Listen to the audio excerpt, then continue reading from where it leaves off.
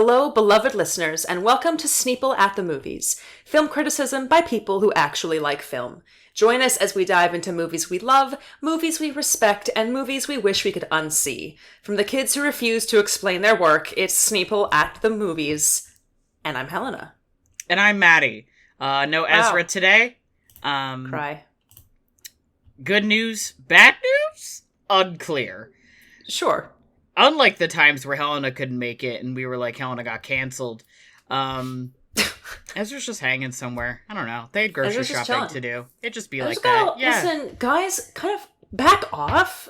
Ezra's got a lot of shit they gotta do. Okay, they have a lot of shit to do. Right? And they're doing shit. So just and they're not canceled at all. Okay, that sounds too defensive. That sounds like being too defensive. But they are not canceled.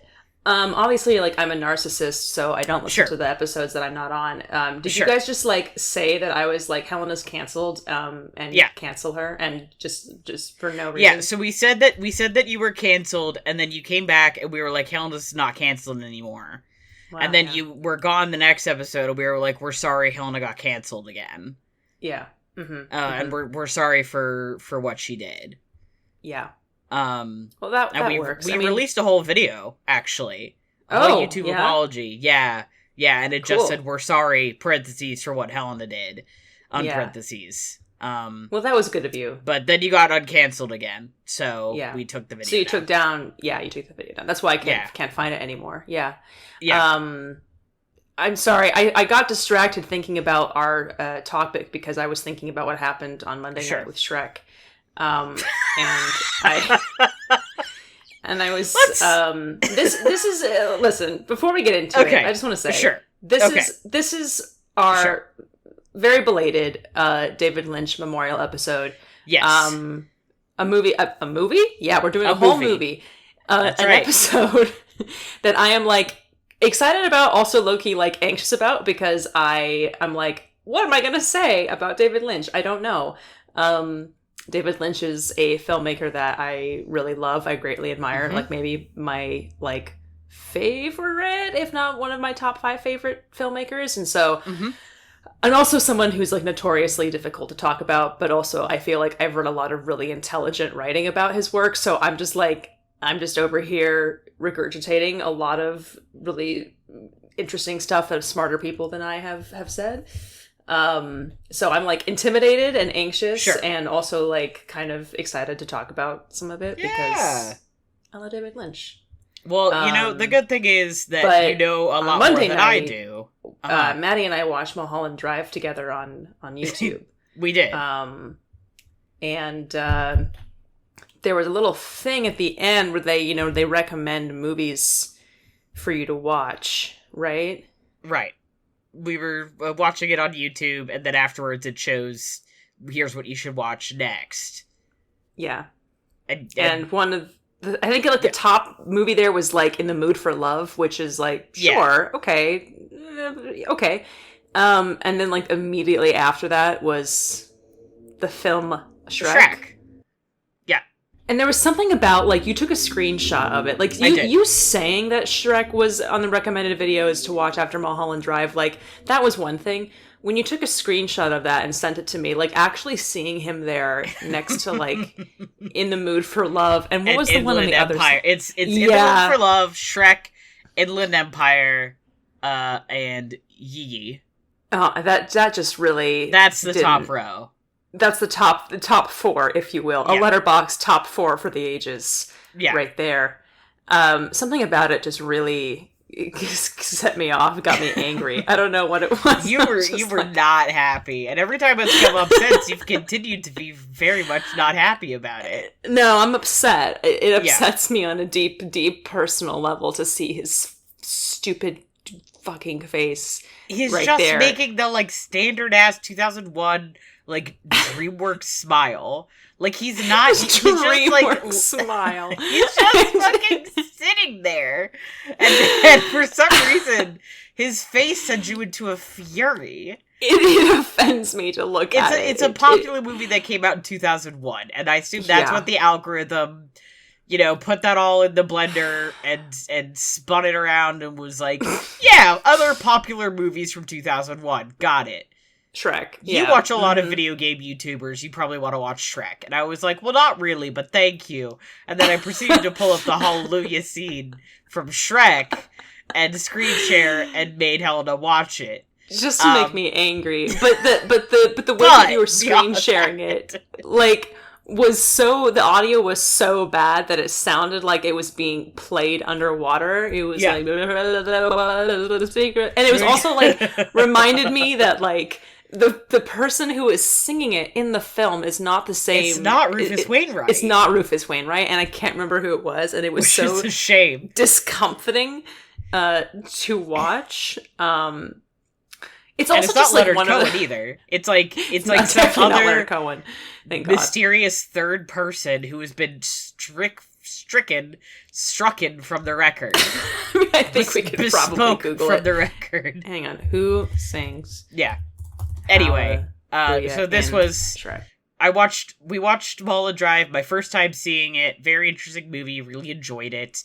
I was just kind of chewing that over, and then I was like, oh, haha, that's funny, Shrek's here. And then that sent us into a spiral, which has continued for days. Yes. And we've had literal friends who were not present for this, the initial incident, being like, why are you hating on Shrek? To me. As if I have to explain myself, like that is some kind of inexplicable thing. It's okay. No, go ahead. Why do you hate Shrek? I don't need to justify it with any reasons. He's too popular right now. Your beef with Shrek is that he's too popular. He's grown too big for his britches. He has powers. He has beliefs and what is the word I'm looking for? He has. Oh God, there's a phrase that I'm looking for. Helena. Aspirations. He can't hurt you. I know he can't hurt me, but he can hurt my pride. You know what I mean? I look at that movie and I go, "Wow, the animation of this is so bad." And like it's from kind of 2001. So was fucking Spirited Away. Like, it's entirely different. I know it's a different kind of animation, but just it being made in 2001 is no justification for it looking like shit. I mean, it's fine. Like, I don't care. Like, I like shitty looking movies sometimes. Yes, you do. Like Beauty and the Beast, The Enchanted Christmas. You've been mad this whole time. I mean, look, it's none of my business. Like, I can sleep at night. It's not like it's keeping me up. You know what I mean? But like, you're the one who brought this up. I just want to be Shrek 5 clear. Is coming out. I brought it up because I laughed so hard that I cried when I saw his stupid face next to Matty Chung and Laura Dern's face. The sight, the dichotomy of that just made me so fucking angry. Like, God. how dare this man stand between these two beautiful women on his arms? I can't. Like, but I was angry, certainly. It was definitely a cold, white-hot fury in my chest, absolutely. Oh my God, but at the same time, I was laughing so hard that actual tears were leaking from my eyes. Which actually does not happen very much. Can I list the other things on this, like, grid of films? Yeah, please do. So we've got Millennium Mambo, we have Lynch Oz, we have The Straight Story, we have Anora. I forget what the French title for Good Work is. Beau Travail, yeah. Thank you. It just shows the English title. It has Vertigo, and then it has Lynch's Dune. Sure. We've also got that Hunger Games parody that I did not know about, which is free, by the way, called The Starving Games. I just realized that it's got 3 Avengers in the background. I'm sorry? Like, we got Cap, Iron Man, and Nick Fury. Look at the photo. Wait, I have to go back and look at this. Yeah, if you click on it and look at it, we've specifically got Samuel L. Jackson as Fury, and then Cap and Iron Man in the background. This is one of those things where if you look at it, you would think, oh, that's the Hunger Games, until you read the title and see those 3 haters in the background. I gotta figure out, like, what they do in this movie. Like, probably... I read the description and it literally just sounds like it's the Hunger Games. This is from the era where they would do, like, you know, the horror movie parodies that are just like... It's the people, behind, like, scary movie or epic movie. Yeah, it's a genre of film which feels like it should be illegal, even though parody is obviously legal, but I'm like, this is so obnoxious and, like, a straight ripoff that it should be illegal. Just, like, morally, came emotionally. Out in, like, 2013, which is, like, only 1 year after the actual Hunger Games movie came out, which feels like a little bit unfair. Like, give it time to marinate, you know what I mean? It parodies the Hunger Games, but also I'm reading Avatar, The Avengers, Oz the Great and Powerful, Harry Potter, The Hobbit, The Expendables, and Sherlock Holmes, which is like, leave them alone. They were on... Also, Taylor Swift, Lady Gaga, Angry Birds, they're all parodying. Wow, they were just movie. Like, 2013. They were like, how much can we hit? I'm looking at this cast list, and it's a real, like, who's who of absolute nobodies. Nothing. Of course it is. No offense, except for, like, Diedrich Bader is, like, the only person here who's, like, had a career after this, which, like, I'm just like, I'm sorry to these people, but, like, maybe don't be in the Hunger Games parody. I like the reception here. David Lynch would approve of this, by the way. He would approve of us talking about the Starving Game. Sure. Joe Layden of Variety called it a stillborn spoof and desperately unfunny. Scott Foy of Dread Central said, "The printed word cannot fully express my dismay at having experienced this latest alleged comedy." Gabe Torrio of IndieWire wrote that it is, quote, "as terrible as you think it is." Max Nicholson of IGN called it a horrible, horrible piece of cinema that needed to be watched by any person ever. And finally, Fred Topol of Crave Online, real divas list here, called it more of the same, only worse. The best part about this to me is law of large numbers. Every movie is someone's favorite movie. Yeah, sure. Ergo, this is probably someone's favorite movie, if not a movie they really love. I mean, listen, I've met somebody at work who has watched Trojan War. I needed to tell you this, actually. This is very important, and I keep forgetting to tell you this. Somebody was hired at work, and I was talking about this movie for some reason, and they were like, "Oh, yeah," and I was like, "I'm sorry. You know what this movie is, and you've watched it more than once." And she was like, "Yeah." And I was like, not Troy, Trojan War, the movie with Will Ferrell. He's like, "Yeah." They were like, "Yeah, I know what that is."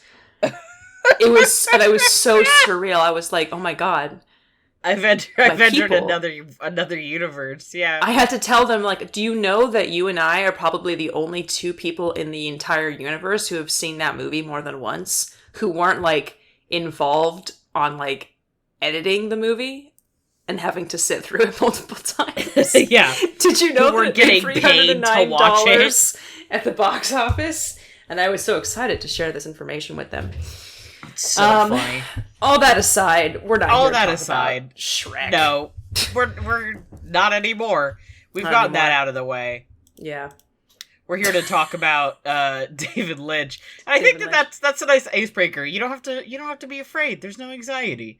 I know. You know more about what's going on than I do, so you're gonna sound smarter than me, if that helps. Well, okay, sure. But also, it's there's just affection here. Yes. Yes. A lot of love. And respect. Love, which might make me a little incoherent, but hopefully I will say something profound. LOL. I believe that is possible. Yes. Hooray. But let's get, now that we've gotten some of the nonsense out of the way, let's get the steep out of the way and then continue into the nonsense. Obviously watched Mulholland Drive. We did that one together. I started Bacano, which is a very popular anime that I've just never gotten around to, and I'm excited. I started Lazarus, which is an Adult Swim show that's on Max. That one's still ongoing, so there's only 3 episodes, but I watched all of that. I watched the first 3/4, the first episode of Young Pope, and then I just couldn't keep watching it, because it's one of those things where I was just like, this is so uncomfortable that I cannot continue to sit through it. And it's good. Mm-hmm. That opening sequence is fucking crazy. I was like, why did no one tell me this show is insane? In this particular way. But it just looked like Succession, which there's nothing wrong with that show, obviously. Well, everyone in that show is nuts, but that's separate. Yeah. I mean, for me personally, I can't sit through this because it's making me so uncomfortable. Right. HBO loves to do that. So, who knows if I'll go back to it. Jude Law is really good. He is really just slaying the part, but yeah. I just couldn't do it. That's valid. Is that it? That's it. Yeah, I guess so. Yeah, I've watched less than normal just because I had some friends who came down from Toronto the past week, so I didn't watch anything while they were here. I went to go see them perform in an a cappella presentation at Lincoln Center, and then went out to Marie's Crisis with them on Monday night going into Tuesday morning. Thank you for that very much. That was a very late night for me, so I was not going home and watching movies after hanging out in a Show Tunes piano bar at 2 a.m. So a little bit less than normal, but obviously I watched Mulholland Drive with you on Monday, which I have seen. I also rewatched All That Jazz yesterday, showing it to my friend Krista for the first time, which was very fun. And I rewatched Mission Impossible 3, which is obviously part of my ongoing countdown to Final Reckoning, which is coming out soon. Mission Impossible 3, not historically my favorite, but I watched it certainly. And it's got some fun stuff. It's got some people in it. It's got some people in it. I was really tickled this time around by the fact that Luther just basically shows up to give Ethan a hard time about his relationship. And he's like, so first of all, why haven't you told me about your girlfriend or your fiance? Second of all, you shouldn't have a fiance. It's a bad idea because people like us shouldn't have fiancés. And he basically, every single scene they have together when he's talking at him in his ear or something, he's like, Ethan, listen to what I am telling you. You dumb fuck. I am your friend and I am telling you this is a bad idea. But then he's like, Ethan is like, I married her, so well, congratulations. So I guess I'll love her. Which I think is really funny because then in the next in Ghost Protocol, which I will be watching this week, but of course, it's Luther and Jules are just chilling. They're just I think he sees her or something. I think there's an implication that they keep in contact or something. I love Luther so much. I love Luther so much. He's the constant. He just is always there. So those are my rewatches. I also watched for the first time Chilly Scenes of Winter, which is another Joe Micklin Silver film, similar to Crossing Delancey, which I watched earlier this year. Really fucked up movie, anti-rom-com, very funny, but also very sad and fucked up. Highly recommend. I watched a Busby Berkeley musical from the 1940s, 1943 to be precise, called The Gang's All Here, which everybody, you should go onto YouTube and watch this movie because it is so fascinating. It's so 1943, we have to make movies about how our American soldiers are fighting a war, so everybody buy war bonds and everything, and we're going to do a musical about that, and just absolute nonsense musical numbers, and we'll squeeze in a romantic story in here, but it's not really about the plot. It's about these insane musical numbers that we can do. It is bananas and just so weird, literally bananas, because there's an entire number involving bananas. Carmen Miranda is in this movie, and she sings her signature song. Yeah. The Lady in the Tutti Frutti Hat. So there's all of these huge bananas being wheeled around suggestively by these dancers. I'm going to find a screen cap for you really quick while I talk about it. I liked this movie, to be clear. It is very kind of 1943 war propaganda parts of it, but when it's not doing that, it's just, oh, here it is. That's the shot I want. It's crazy. I've just put a bunch of pictures of bananas in just so many bananas. These are way bigger than I thought they were going to be. Yeah, dog. That's supposed to be Berkeley for you. Yeah, aren't we all? Yeah. So why do I want to watch this again?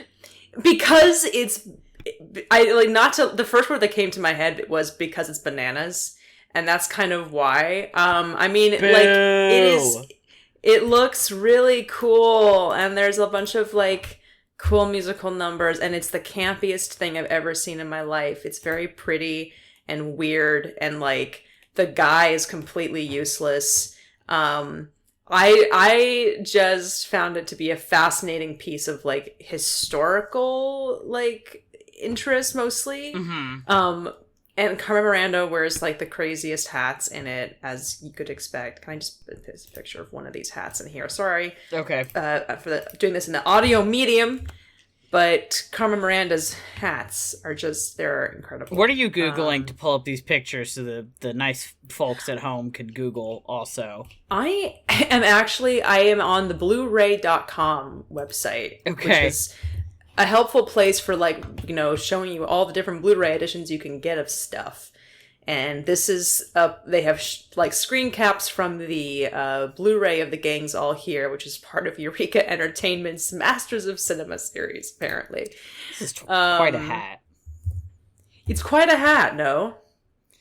With little butterflies on it. I'm obsessed with her. Anyway, I watched that movie. It's on YouTube. You can watch it for free. It's cool, and you should do that. I also watched Taking a Pelham 1, 2, 3 finally. Yeah, woo! Now I'm a real New Yorker. It was very funny. It's so accurate. I was like, I got a notification today because I have notifications on my transit app for the 5 train because I take that sometimes, which is on the same line as the 6, which is the train in the film. And I got like a little thing that's about like Pelham Bay Park, and I was like, wow, just like the Taking of Pelham 1, 2, 3. It's crazy. I think we should go back to analog. I feel like we should just do that and have the little maps on the board that light up like that. Maybe they still have that. I don't know. Maybe they do. I don't know. Yeah, I think they're cool. They're very neat, very good idea. I always think about the like final shot of that movie. Where he just makes that face. Because when I first watched that movie, I watched it with Ben, and we got to that, and I just lost it. And every time we talk about that movie, that is what definitely comes up, is that final shot of his face, and both of us just like losing our shit. Which he had seen it before, as I recall, but he was still like, it's just so good. It's just funny. such a good movie. Because, like, you're expecting that moment, too, to be kind of this, like, whoa, he's having a, like, revelation. But it's but it's also, like, just this incredibly, it's so hard to describe. The most Walter Matthau face it's possible for Walter Matthau to make, basically. Yes. Like, a facial expression that I think would be difficult almost for any other human being to make. Which is why it's just so incredible. Recommend. It's currently, if anybody has access to the Criterion channel, it's currently playing in their Fun City series. So, recommend. And I also went to go see Sinners on Sunday. Yay! Yay! How was it? My coworkers have been hyping it up. I liked it a lot. It was very good. Okay.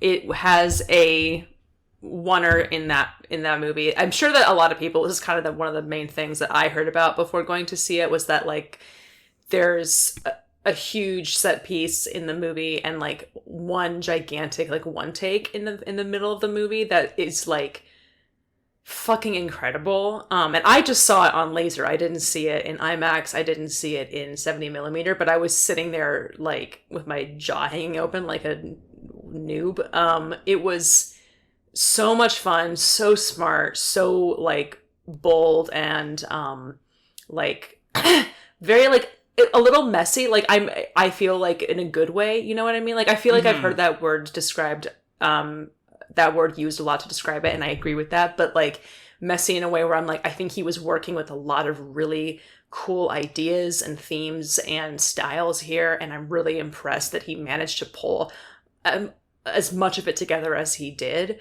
My one thing is like, part of me, this is more of like a personal preference, but like I wish that there's a little bit more time spent on the payoff than the setup, if that makes sense. Sure. Because they build up to this big set piece, and then there's like a thing that happens in the movie, obviously, which kind of changes the genre a little bit.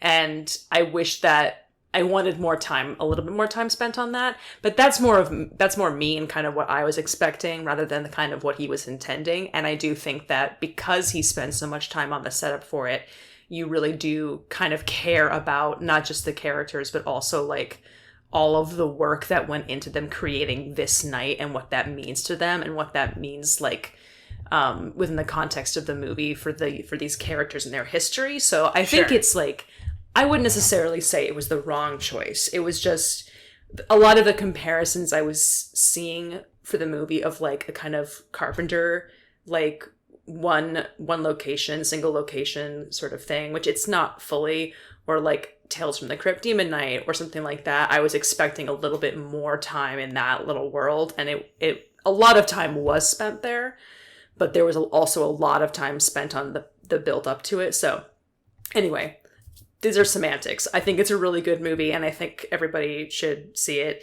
It is virtually impossible to get into a 70mm screening right now. I was looking at tickets just out of curiosity earlier, and like they are like all sold out, which is, I think, really, really cool. I think it's really neat that this movie is doing so well, considering that it's an original Hollywood film by a African-American director, and like I think that the trades are having a really hard time reckoning with the fact that it made $60 million opening weekend, which is like the biggest opening for a movie since COVID. And they're just like, that's weird. Why? And it's like, because it's a fucking good movie. Yeah. So yeah, recommend. That's what I've seen. I also had to sit through, I went to see it at AMC, so I sat through like 20 minutes of trailers from movies that I didn't really want to see. Like the Thunderbolts movie, I finally was exposed. I had to sit through that. I literally had not heard about it until my friend texted me and was like, bro, do you know about, what do you heard about fucking Thunderbolts? And I was like, nothing. And then they were like, here's all this info. And I was like, I'm going to be real. I have heard Thunderbolts, and I was like, isn't that a comics thing? Thinking about, like, my connection to actual Marvel comics, not movie, and then I got the info that, like, yeah, it's an MCU movie with Bucky, and I was like, oh, I didn't know they were doing that. Because I'm so distant from the MCU outside of, like, what my family and, like, my one friend tells me. And she's like, I'm so out of it, but like, I saw the second trailer and it looks good. And I was like, okay, but also get Sebastian Stan out of there. Get my man out of there. Help him! Because for some reason, I was like convincing myself, even though I saw Florence Pugh in the marketing as well, and I saw all these people, and I was like, all of these guys look familiar. For some reason, I thought somehow that he wasn't playing Bucky, that he was just in it playing a different character, because that's something that they're fucking doing now. I know. Then like, isn't RDJ playing some Dr. new character? Doom? That's right. Yeah. And getting paid like the GDP of a small country in order to do it. Yeah. Say presumably a badillion dollars. Like, it makes my eyes water and my throat clench to think about how much money it is. I can't even say the figure out loud. So I don't know what Sebastian Stan is getting paid for it, but I basically was like, what is this? And then they played the trailer during Before Sinners, and I was like, oh god. And then I saw him take off the arm, and I was like, oh, it is Bucky. I don't even know what's happening anymore. Just like that. No, I have no idea what's happening, and I'm not going to understand the new Fantastic Four is coming out, and I'm like, I'll watch a Fantastic Four movie because they're all bad, and I love that about them. Which is the only thing I can say for MCU, is I'm like, if the Fantastic Four movie is good, awesome. If it's bad, great, because they should be bad. Yeah. And that's it. Every other one I don't want to see. I don't care. Yeah. We'll find out. Actually, I guess. I'll go see Sinners. Maybe I'll see it. Yeah, see Sinners is a bit fun. I'm probably gonna go see The Shrouds this coming week, which is the new David Cronenberg film, and I'm very excited for that. And then maybe I'll see something in between that and Mission Impossible: Dead Reckoning. They did play the trailer for Mission Impossible: Dead Reckoning, which I want to be clear, I have already watched in the comfort of my own home. And I did get a little bit emotional watching it. They have like a little montage of him like falling off of stuff, and I was like, oh my god, look at all the times my girl has fallen off of stuff. Look at, and then the end. Have you watched the trailer for it? No. So it ends with him. I don't want to spoil it, but like it ends with him saying, "I want you to trust me." Well, you never know. The people are, If you care about it ends with him spoilers for the trailer, then don't listen to this part. Then just go watch it. He looks right at the camera and he says, "I need you to trust me one last time," like really emotionally, and it's intentionally. Cute. I feel like. It feels like how it's intended is like literally Tom Cruise looking at the audience and he's not looking directly at the camera. He's looking, slightly to the side. Obviously, he's talking to somebody, so it's not like intense, but it does kind of feel he's like he's talking to me. His friends. He's like, I need you to trust me with this movie and with my life, which I'm putting into your hands. I will. I do. I'm crying. I will. I promise. Screaming, so weeping, that's going to be, etc. I'm going to be so normal after I see that movie. Yeah, I believe get you ready for that.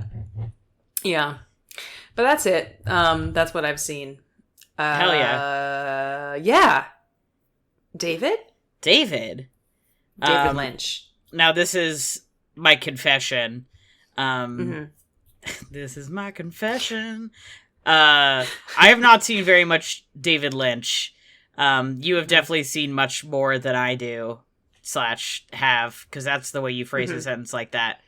Right. Sure. So I am, if you have something you want to start with, I am willing to let you take the lead on this particular endeavor. Sure. And just to quickly go through too the stuff that you have seen that like both of us have seen. You've seen Blue Velvet. Yes. You have seen some of Twin Peaks. And Mulholland Drive. Yes. And right? Okay. I've seen all of the films that I put here. I put all of his major feature length films here, which I have seen all of.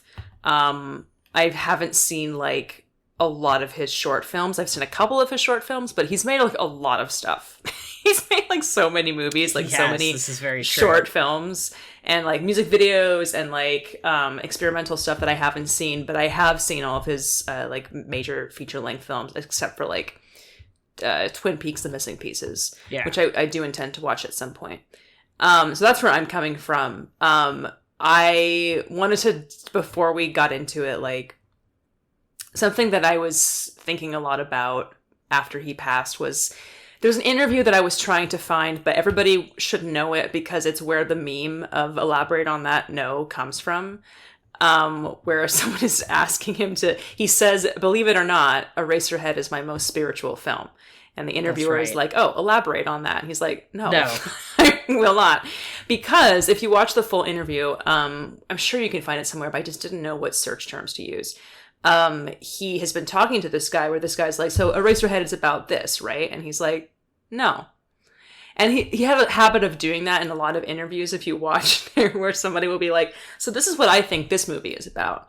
And he'll be like, "Well, no, it's not, but good try." And, he has a thing about not explaining his work or not explaining his individual films.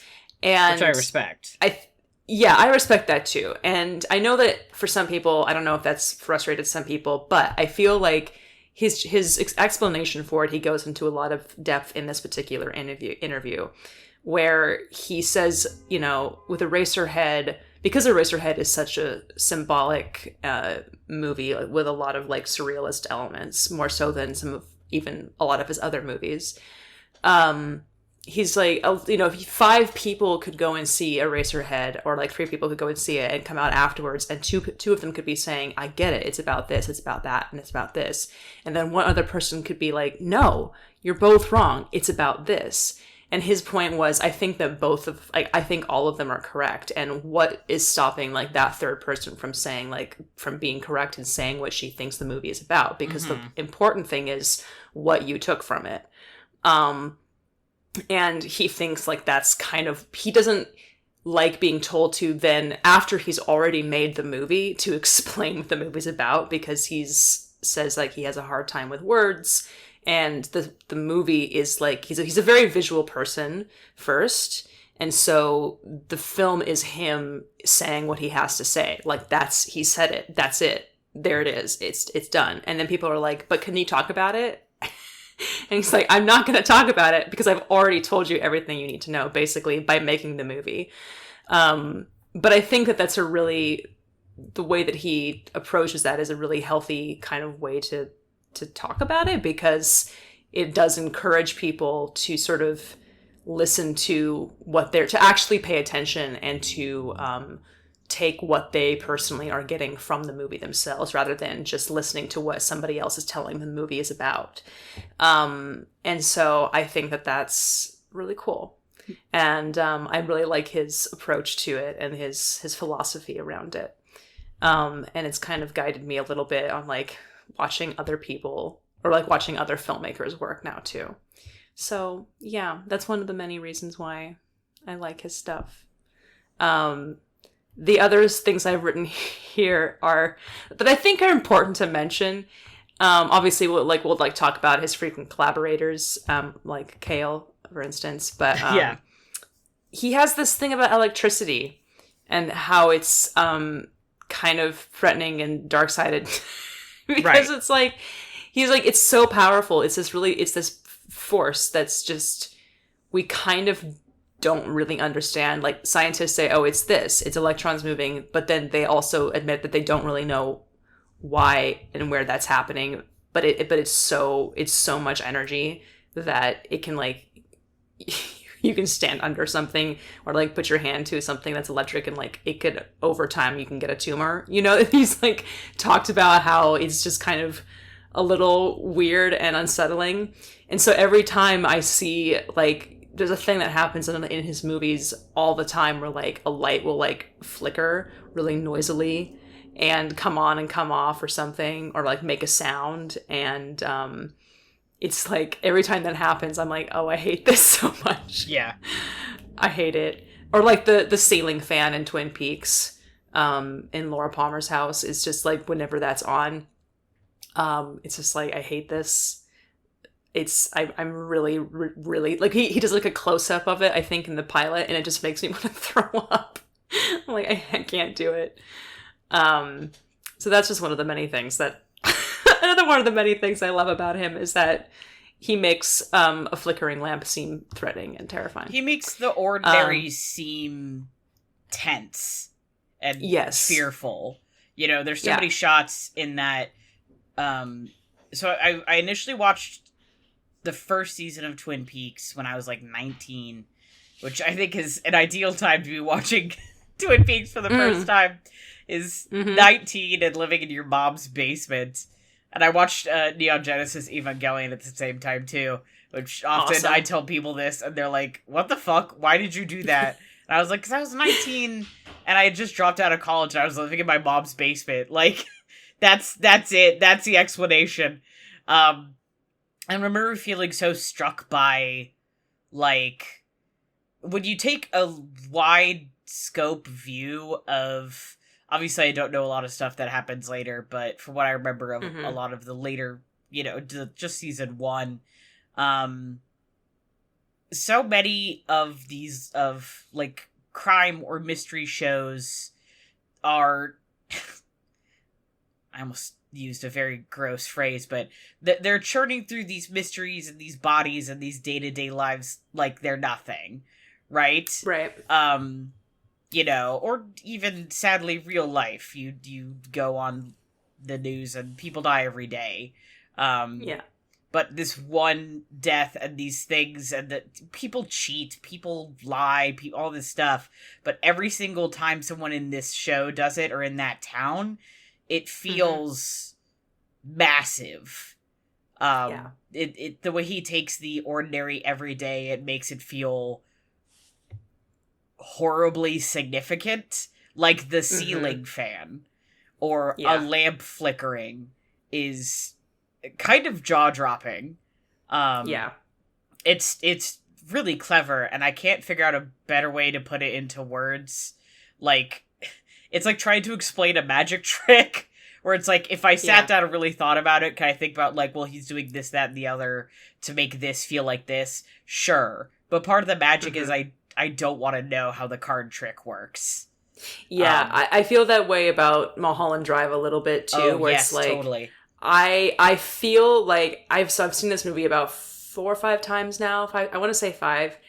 And I feel like I understand, like, because it is not disjointed, but because there's a lot of, like, different things happening in the movie, and because the plot is, like, the movie is dissected into kind of 2 halves that kind of, you're like, what's coming first, what's real, what's not.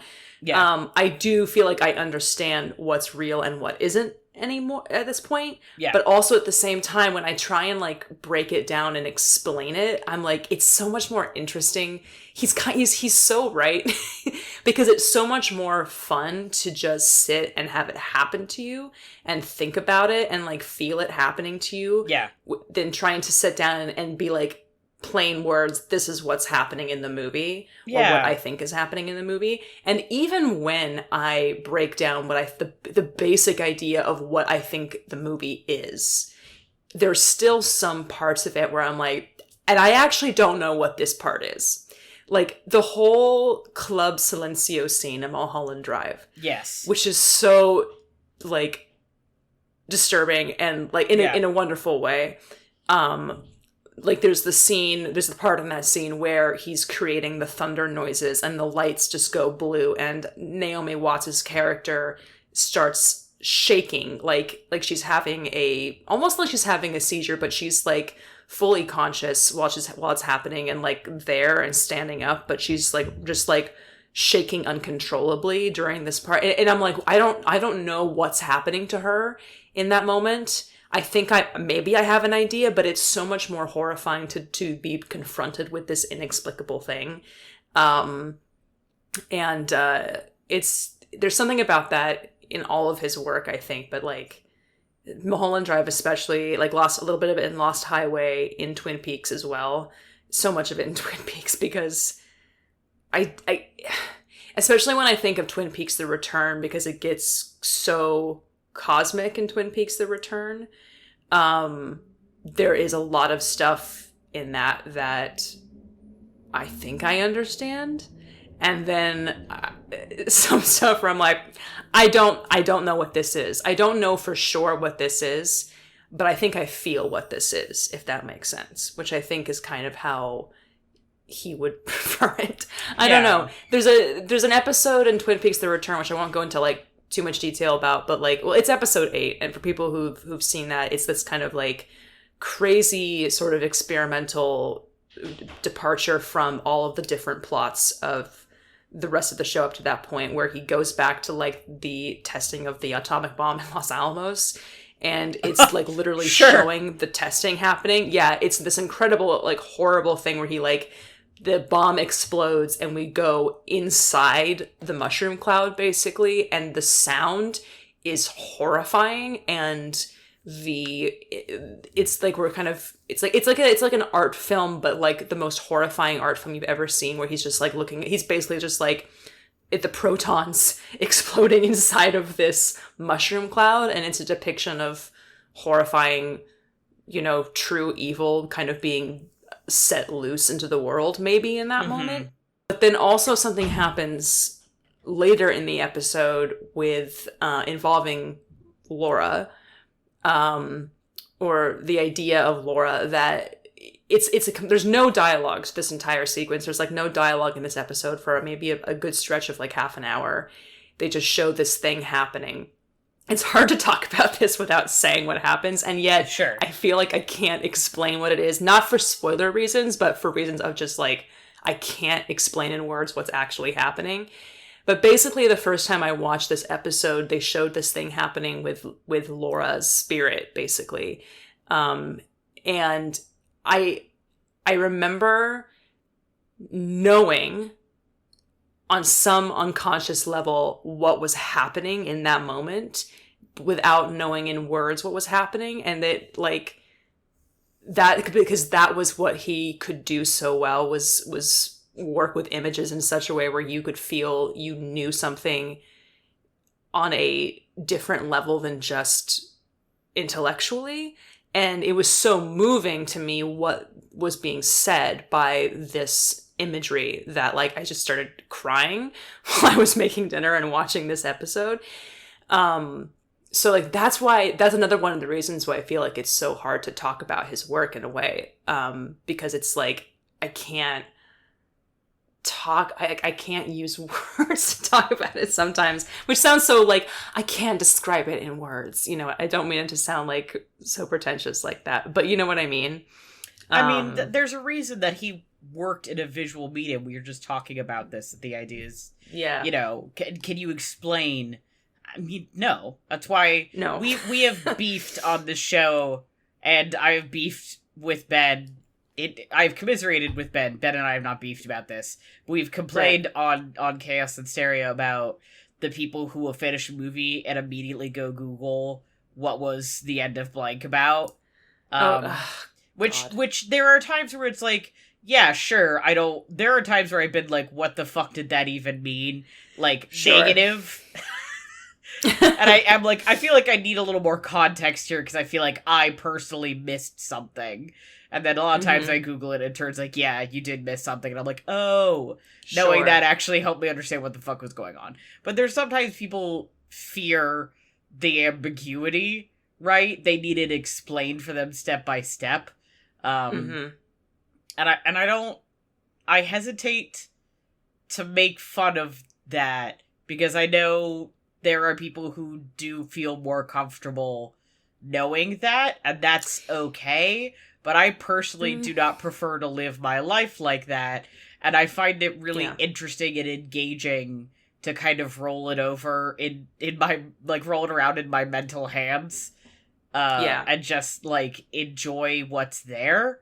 Like, thinking about the like, back third or something of Mulholland Drive, and being like, do I have an interpretation of what happens in Mulholland, like, what the reality of Mulholland Drive is? Yeah, I think I do. But do I really need to know that I am right or know what the truth of it is? No. Because I don't think there is... Well, first of all, I don't think that there is, like, a truth. I think there's multiple truths happening in that movie. But also I think it is engaging to just leave it as it is. And also specifically not put it into words, because that's why it's a movie. If it needed to be put into words, it could have been a book. There's a reason we have visual mediums versus written mediums for things. There's a reason this is a podcast and not a news article. Sure. You know, it matters. Yeah. Well, and I think part of the reason why I'm with you. Like, sometimes because I am pretty good about paying attention during something. If I Google, like, something explains this to me, it's usually because I feel like I think I missed something, like, actually literally, like, missed a scene or didn't understand a scene. Yeah. That will put it in context. I'm like, oh, okay. But the whole, like, ending explained or, like, whatever thing, that drives me crazy. I think for movies where I'm like, I thought it was really obvious what the end of that movie was. Like, RoboCop kills guys. Like, it's not a very complicated. Well, RoboCop was a bad example. Well, I mean, it's not, because, like, Paul Verhoeven's movies are incredibly unsubtle, and people still didn't understand. They're like, I'm not really sure what Starship Troopers is trying to say, and it's like. I mean, that's true about everything. You can spin the wheel, and literally everything on the planet. Yeah.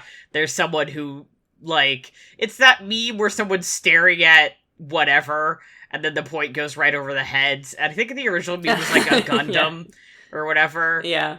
So I'm a Fallout fan. I love those games. And that game is very obvious from the beginning that the point is, like, capitalism is what destroyed the world.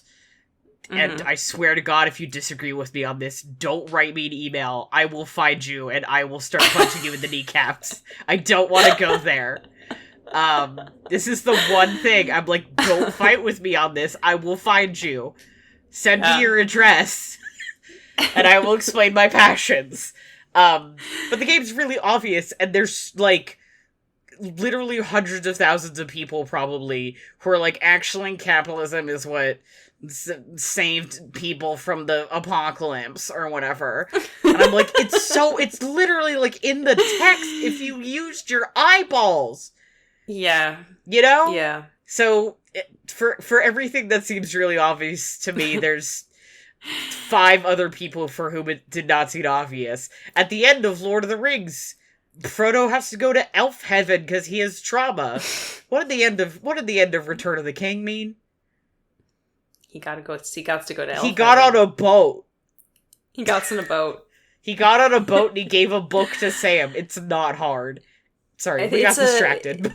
It's a plot head thing. There are people out there who are plot heads, and they think that, like, knowing the plot necessarily is like the end all be all or something. And then it's a kind of a CinemaSins thing too, where they get really mad about stuff like Deus Ex Machina, like, that's a Deus Ex Machina, and it's like, congratulations, yes, it's a Deus Ex Machina. Sometimes you correctly identified the name of this literary device. Now shut the fuck up. I know that's the point. Sometimes that's the I almost just got really close to my mic, but I knew that was going to be so bad to listen to with you your would regret ears. that later. With everybody. Yeah. For everybody, we were all going to hate that. But sometimes it's okay. It's okay to just not know and experience stuff, and that's all right, and you have to let yourself be uncomfortable. And that's I'm going to take a stand or if here. you don't like that, then maybe it's not for you. You can watch other stuff. That's okay. Yeah.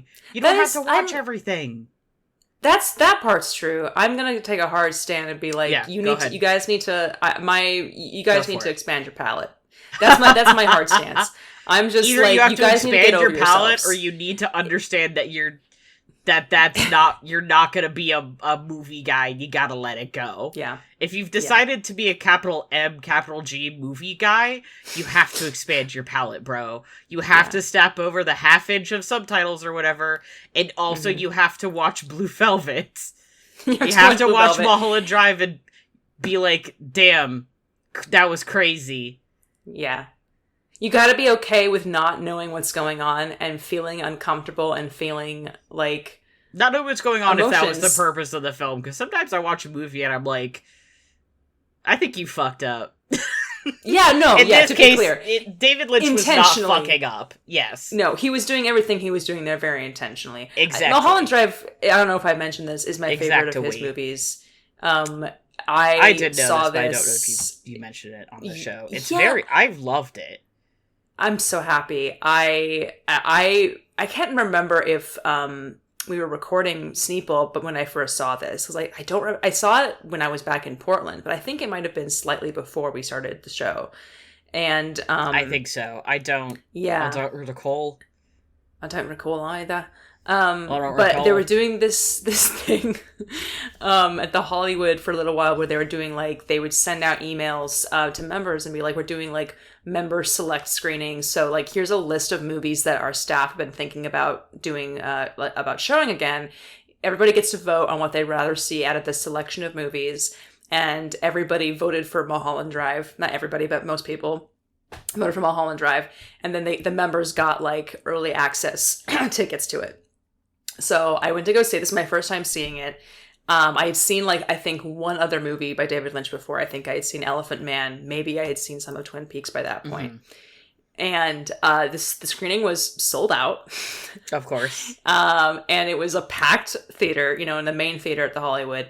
The sound was incredible. And I was sitting at this, in the aisle seat of this, and it was an amazing audience where, they laughed at all of the kind of funny stuff that was actually intentionally funny, and they didn't laugh during any of the stuff that was supposed to be like not fun. It was like a dream audience.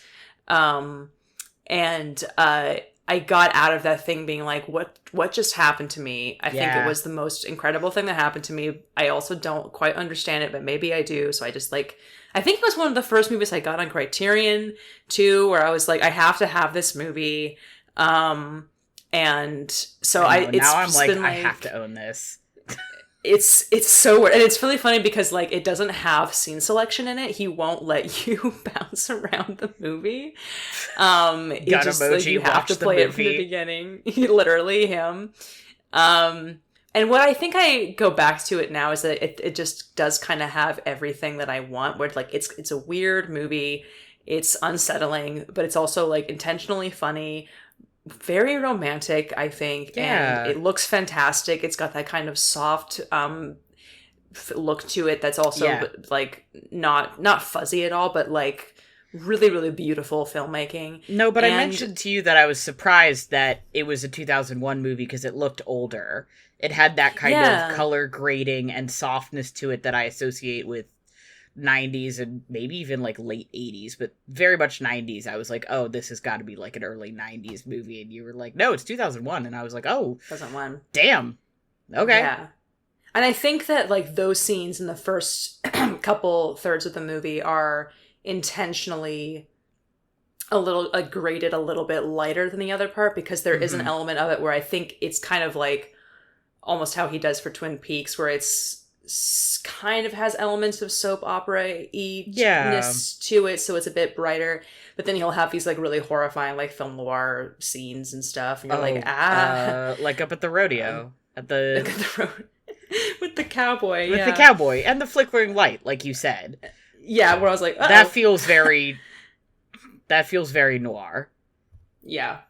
And the whole, like, I laughed when I saw that YouTube recommended Vertigo, because I feel like that's definitely a text that's in there. This whole, like, you know, doubles, like, when she brings her on, like, wearing the wig. There's going to be spoilers for Mulholland Drive from this point on, guys. Sorry. Okay.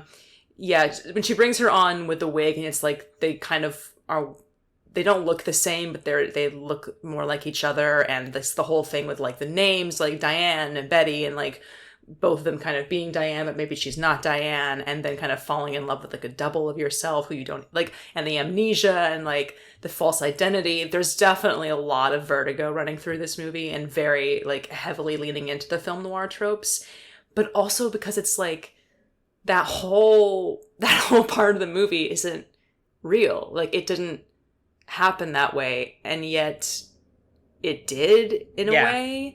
I've gotten really emotional the last 2 times I've watched it, specifically during their sex scene. Like I've been really, really moved by it, because the music, first of all, the score is gorgeous, and like the love theme for that is beautiful.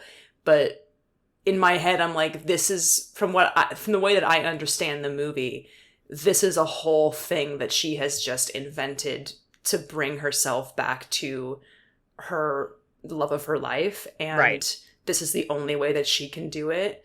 And it's like she says to her, like, I think it says, I'm in love with you, I'm in love with you, and the way that she says that, it's like, oh my god, this is so real for her. And then that can't even last, because then the next thing that happens is the terrifying, like, her talking in her sleep, the silencio thing. And like, it's just like knowing what it is when I'm watching it just makes me so emotional. It's a really beautiful love scene. And I also didn't know going into it when I first saw it the first time that it was a lesbian movie too, which is awesome. Sorry, you were going to say something. I lost it because I just moved on to thinking about like the silencio scene. I don't know if I've actually explicitly mentioned this, but I went into it thinking like, oh, it's gonna have like Thelma and Louise kind of like the vibes. Obviously, the end of have you seen Thelma and Louise? You have, right? Oh yeah, I have. Okay, great. I was like, I thought so, and then I was like, if you don't, I'm gonna spoil something. Spoilers No, to the end of Thelma and Louise, sorry. But like obviously they kiss, but I was like, I thought it was mostly just gonna be like the vibes, you know? And then I was like, now hold the fucking phone. What the shit? And then it all spun out from there. And I was like clapping and cheering even when it was going so fucking south. The thing that I no, sorry, keep going. Keep going. It was interesting and not what I expected. And I was like, this is not something I've ever heard about this movie, which is fucking crazy. But it's I guess so funny. It's one of those things where like this is I'm trying not to be super general, but like the kind of movies that a lot of online fandom people or a lot of online like queer movie people do not necessarily always gravitate to this kind of film because it's like nasty and like it doesn't, not nasty in like a sex way, but nasty in a, it's like just like it just doesn't sad end and well, dark. and it's sad and dark. And like the love is there, but that's not necessarily the focus, I guess. But it is, but it isn't. Right? It's not it's like, it is explicitly a movie, like, everything that happens in the movie is explicitly because of a lesbian love story. Exactly. But yet, it doesn't have that reputation somehow. Right. Because and even when you walk away from it, because there's other stuff happening in it, too. Yeah, you don't walk away from it thinking, that was a lesbian love story. You know? You don't think that was a queer film. You think, like, that was a really good movie that had a lesbian love story in it, which is why I think it doesn't get hyped up. But I was like, I am shocked that this movie I've heard so much about, and I've heard it was so good, like, that just never came up. Which was great, actually. I liked that I was able to be surprised by that.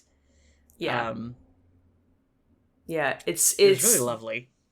It's really good. It's just a really good movie. I also, like, there are parts of it that just make me so disturbed, and like I'm like, I can't look at this. Like, obviously the Winky's diner scene at the beginning had the desired effect on you that out of me. Made very, very happy. Because when that happened the first time I saw that, I was like, I'm gonna die. I definitely gave a little scream. Yeah, it was very good.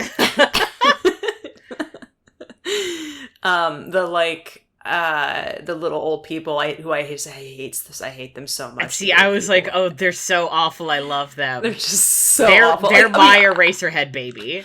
I was like, oh, they're so wretched. I love them. Yeah, they're bad. What's their deal? I don't know. I love them. Their vibes are just so off. They're so rancid.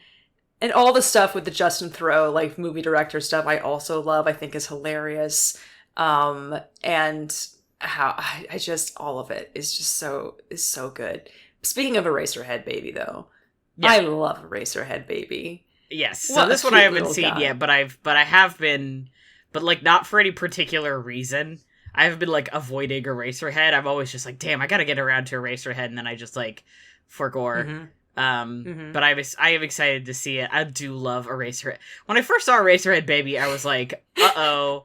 I don't know about that one, but I've really come around. I love that baby. I'm like, what the fuck is wrong with it? I'm obsessed with it. And that's kind of my relationship with the movie Eraserhead. Yeah.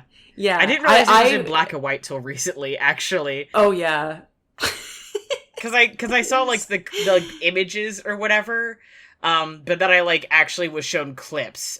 And I was like, oh, shit, this whole movie is in black and white. I thought that was just, like, parts or posters or whatever, and I think maybe Ben specifically, but it could have been another friend was like, no, the whole movie, bro. And I was like, oh, hell yeah, I love when a movie's in black and white. It's so the first time I watched Eraserhead, I was like, I don't know about this. Now I rewatched it recently, and I enjoyed it a lot more, and I kind of low-key love it now. Because I'm like, okay, I get it. And I think it might take some people a couple of views. Some people get it instantly.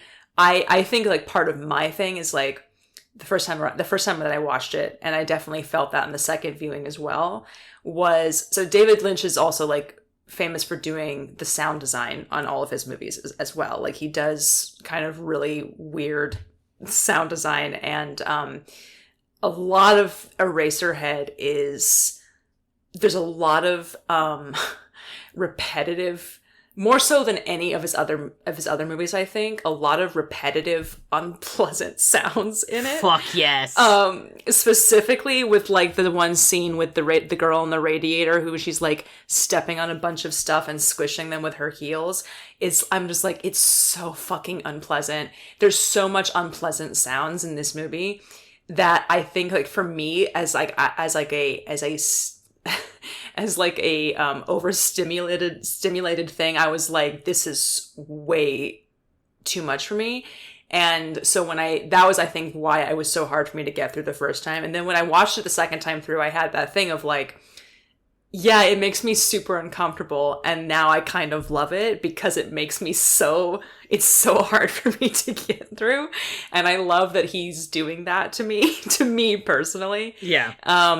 And it just goes without saying that I fucking love Eraserhead Baby. It's just like, I love Eraserhead Baby. It's so nasty, and I love that. It's like a non-binary icon, like really truly just such a real one. I'm really kind of offended that Eraserhead Baby's in the villains wiki.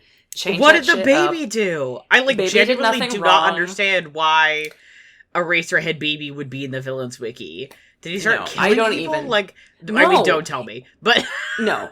But no, that doesn't happen. But it's just the projection of this guy's psychosis. Like, this baby's just so fucked up, and he doesn't know what to do with it. Okay, well, that's not the baby's fault then. It's not the baby's fault. Like, get Eraserhead Baby off of the villains wiki right meow. That's so funny. That movie is weird and beautiful. I'm so excited to watch it. That makes me more excited because I'm a freak. You remember that one Sneople episode where I was like, Helena, are we freaks? Yes, I do remember that. And it's true. It continues to be true. I said I couldn't make it through the first episode of this is an hour-long episode, so it's not short, but, it's prestige TV. It's only one season, so it's like, that's 10 hours of TV I gotta sit through. There are times where I can't sit through specifically TV because it's full of social situations that make me uncomfortable. That I'm like, dog, I can't watch this. I can't watch people just sit here doing uncomfortable things to each other. That makes me gag. However, I love nasty sounds. I love looking at weird shit. There's the part in Castle of Cagliostro where that guy gets squished by the clock hands, and every time I'm like, ew, that was so gross. How cool. I've watched all the Saw movies. Like, I like... Yeah. Now, I want to clarify, I want to defend myself. Sure. I do have limits. Sure. I will never watch Audition. But I do because I find an appreciation for specifically, like, the special effect technical side of it. Like, Eraserhead Baby, I'm like, what the fuck is that? And apparently nobody knows. What is it? Nobody knows what it is! He made genuinely nobody knows, and that's scary to me. And it's like a puppet, and he's like, nobody's allowed to see how I made this. Nobody to this day knows that the secret died with him. The secret died with him. Anybody.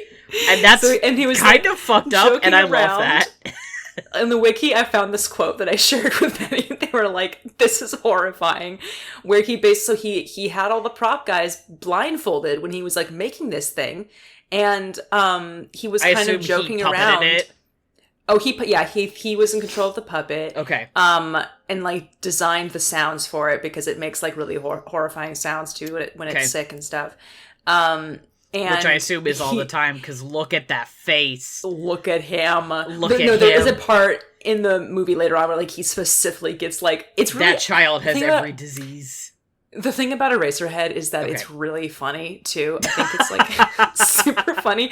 One of the parts that I just, like, laugh out loud at in this movie is when he's looking at the baby and, like, trying for, like, a really long time. And the thing is, like, that's another thing that David Lynch does that I love, is that he will just stretch scenes out for so long and make you just like crazy in a way that I adore this habit of his, by the way. And he does it again in Twin Peaks: The Return to an incredible extent. But Jack Nance is like looking at this baby for a long time, being like, what's wrong with you? Thinking the baby is sick. He's like, the baby doesn't look sick. And then he like looks away, and then he looks back at the baby, and all of a sudden the baby is like covered with like pustules and is like wheezing and has all this stuff in its throat. And he goes, oh God, you really are sick, in a way that is like, so his delivery of it is just kills me every single time. It's so funny to me. You really are sick. Oh geez, you really are sick. It's just me and myself after I watched crazy. 3 Saw movies in a day. It's so good. I love Eraserhead so much. Anyway, I'm so excited to watch it. To take a quick jump back to Mulholland Drive, thinking about stretching out scenes. I said this to you when we watched it, and I think he did it in Blue Velvet too. Though I don't remember it as clearly because I didn't watch it very recently. It was like 3 weeks ago. But he does this thing where he gets the like super close up zooms on people's eyes. And like you do see that in film, but it's not for very long, and he would do it for like a little bit longer than you'd expect. And seeing someone's eyes like that is like, you don't do that very often, and it's kind of uncomfortable, and I love it. It's so specific, and it tells you so much about what a person is thinking or doing. And it's very intimate, and I just really like it a lot. You just don't see that in film, because once again, it is very specific, and a lot of people don't like to look at it. Yeah. I mean, the specific, sort of including me, but I also was like, God, I find this very impressive. Yeah. Like that scene like between the two of them in Mulholland Drive when they open her purse and they find all of the money in the purse or whatever. Yes. And it's just like they're about to open it and they're cutting between close-ups of Betty's eyes and Rita's eyes and back and forth, and it's just like it's so and, tense. And also like stretching out scenes too, like the entire audition scene, like, which the first time I saw that movie, I was hooting and hollering in my chair. Yeah. It is so deeply uncomfortable. It's awful. It's awful, but like, it's such an incredible display of Naomi Watts' skill, because she's playing like she's playing one character, but she's playing so many different facets of the same character in this movie. Right. And so up to that point, she's been this very kind of like bubbly, naive, sweet, kind person. And then she does a bad read of that audition, and then she gets into this room, and then the audition that her character does in this is like, you're just like, what the fuck? Yeah. And it's so incredible, so inappropriate. So you're just like vacillating between being like, whoa, Naomi Watts is an incredible actress. Whoa, this is so incredibly inappropriate. And like also all of the thing about it like not being a real thing that is happening to her also at the same time. It's a character. it's an actress playing a character that's very different from the character she was playing with another person who she ends up having like a romantic relationship with, that she's like created this space between them. Like making up this, but doing all of that while like none of it is real, and she's created this world in her head, question mark. It's really interesting. There's so many layers going on, and I was thinking there like, oh my God, somebody should have broken this up before it went on this long. Like, somebody come in and like shoot this guy. It's disgusting. Somebody needed to get a boot in there before it went on this long. But it also, I was like, God, this is really, really fucking impressive. Yeah. So good. Yeah. Oh God, there's so much here that I haven't talked about too. Like we touched on Twin Peaks. Yeah. We watched the pilot, all three of us, before recording this. I love the pilot to Twin Peaks. I think it's its own little movie. Yeah, I've watched like the entire show twice through, I think, maybe 3 times, I'm not sure. But I've watched the pilot itself like multiple times, because I think it's just such an it's just such an incredible, I think, like a perfect pilot, and a perfect setup for what it's trying to do. It's also just so incredibly hard to watch sometimes because the depictions of grief on Twin Peaks are like so harrowing. Yes. And like that's what I really love about that show too, is that is like its tackle, and why I think it's so important for it to be rewatched now in a kind of true crime craze era of like Laura, and why Twin Peaks Fire Walk with Me is a masterpiece as well. Where like Laura has had such an incredible impact on all of these people, and what happens to all of these people when this one person dies, but then also acknowledging that like nobody really did know her the way that they thought that they did. And that she is her own person who is now like has had her agency taken away from her. So having Fire Walk with Me go back and look at her version of it is like, first of all, without spoilers, horrifying. It is one of the most harrowing movies I've ever seen in my life. So like after David Lynch died, my friend Aurora, who's watched all of pretty much all of Twin Peaks the show, was like, oh, should we have a David Lynch night and watch Twin Peaks Fire Walk with Me with people who like haven't watched all of it? And I was like, I don't know if that's necessarily a fun movie night movie, if you know what I mean. Like, it's a great movie, don't get me wrong, but it is so sad and like very, very scary on a, like, there's a couple of jump scares in it, but mostly just on like a psychological level of like what this girl was going through. It is the most horrifying thing possible. And it's an incredible performance from Cheryl Lee, who plays Laura Palmer in the show and in the movie. And I think super, super underrated, like one of the best horror movie performances ever. But it's just like not a movie that you can like chilling back, like the way that we were doing with Mulholland Drive, where we're just like, got my tea, got my cold beverage, we're gonna chill on the bed and have a good movie night. Like it is and it isn't, where I'm just like, I can't just go into that cold. I have to be like really prepared for that.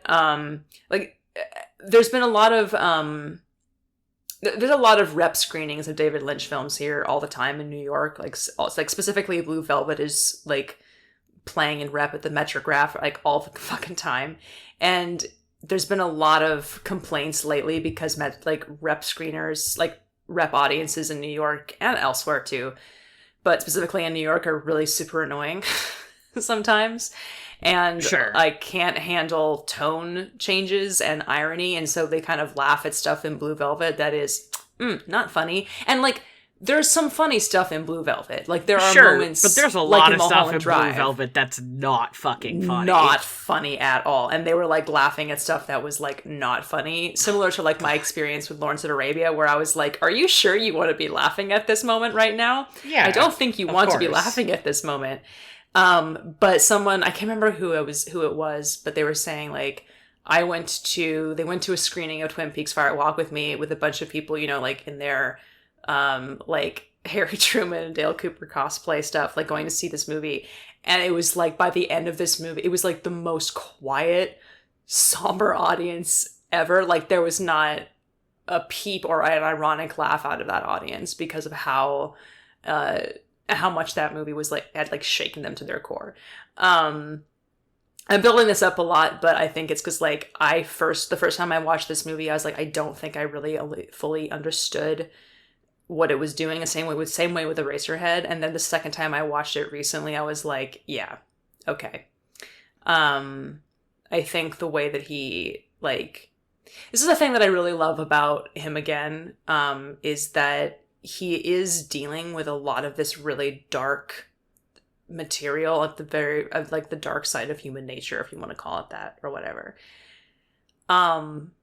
But at the same time, like he does really have a lot of empathy and care for a lot of people, like for his characters and for the good in people, which is like, I think that's most clear in like Blue Velvet and Elephant Man and Straight Story and like Wild at Heart, where it's like, I think that Blue Velvet does have a happy ending. Like, I don't think that the ending of Blue Velvet is a dream. No. It could be, but I don't actually think that it is. I think that he genuinely was like, this is that ending. Yeah. And it's this, like Kale, my best friend Kale, like his Kale, character, Kale, my beloved, is kind of not a great person, but also has something of like some core of goodness in him as well. You know, so he's I think he's just very realistic and very very caring about a lot of the imperfections that people have, basically. And like there's a really great part in The Straight Story, which is one of his quote unquote like more normal movies. It's like the movie he made with Disney, LOL. Which is like the Straight Story. He's one of Walt's boys. He's one of Walt's kids. He made this movie, and it's based on a true story actually about this this guy Alvin Straight, who like found out that his brother had a stroke and was dying, and this guy who was like in his 80s, didn't have a car, and like couldn't drive, like had his license taken away, like drove from, I believe, I want to say Iowa to like Wyoming on his tractor, to go and see him. And like, this is like a real thing that happened, and it was like publicized. I want to see if I can find the actual location for it really quick. Yeah, I've heard about this. But they and then they adapted that in the movie. And there's a part, the movie is like his journey trying to go see his brother. Oh, it's lawnmower. Sorry. He's traveling from across Iowa and Wisconsin on a lawnmower, not a tractor. And so he comes across all of these people, and it's like this journey that he has meeting all of these like ordinary everyday people. And like, there's one time when he meets this woman who she's so mad because she has this horrible habit of like hitting deer every single time she crosses this particular stretch of highway. She like, no matter what she does to warn them off or how she prepares, like slowing down, she's like to like blast Public Enemy. And she goes on this whole rant to him, like on the street, like on the road, where she's telling him this story about how like she keeps hitting deer all the time, and it makes her insane that she can't stop it no matter what she does. And she really loves deer, and yet it keeps happening to her. And it's just this like random moment that he runs into this woman and she tells him this story, but it's this, you can see that it's kind of sad and a little funny, that moment, but it's also clear that he had a lot of empathy for this kind of person and all of these different strange kind of imperfect people that he meets. And for this character of Alvin Straight, and also for his brother, despite the fact that they can't seem that their relationship is damaged, and it's the healing of it that's important. So that's kind of like that, where those 2 points meet is kind of what I really love about his work. Yeah, anyway, that was a long rant, but I love The Straight Story and highly recommend it, because I feel like it's one of the ones that's not as heavily associated with him, but it's still very, very Lynchian in a lot of ways. And It has just like because it's more normal, beautiful, quote unquote. It's quote unquote more normal. Has one of the most beautiful scores out of all of his movies. That movie makes me cry like a baby. I cried like 5 times watching that movie. And like, I'm a pretty like I cry relatively easily watching movies. Not like so easily, but like sure, I can get choked up about a thing. But when something makes me cry like 5 times like that, it's just like, it's fucking serious. Yeah. I also cried during The Elephant Man as well, which is his other quote unquote normal movies, which is so funny because you watch it and it opens with this like surreal, like kind of Night of the Hunter-esque sequence, and you're like, yep, this is one of David Lynch's normal films. That's right. It's another normal film from David Lynch. Well, as you know, as normal as it gets, I guess. I mean, I haven't seen Elephant Man, so I don't know, but compared to the things I have seen from David Lynch, the bar is low. Sure. Yeah. Said with love and affection. Yeah, absolutely. And it's like, I guess it's like, at that point, it was comparatively normal, especially because, like, the only other movie he had made at that point was Eraserhead. So compared to that, it's like pretty straightforward. Like it kind of is like a relatively straightforward biopic about this person. That he was. It's like one of his only. It's like this and Dune are kind of his only. Well, no, I guess straight story. One of his only like work for hire movies where they approached him and were like, hey. Like, specifically, Mel Brooks was producing the Elephant Man movie, and he was like, he saw Eraserhead, or someone showed Mel Brooks Eraserhead.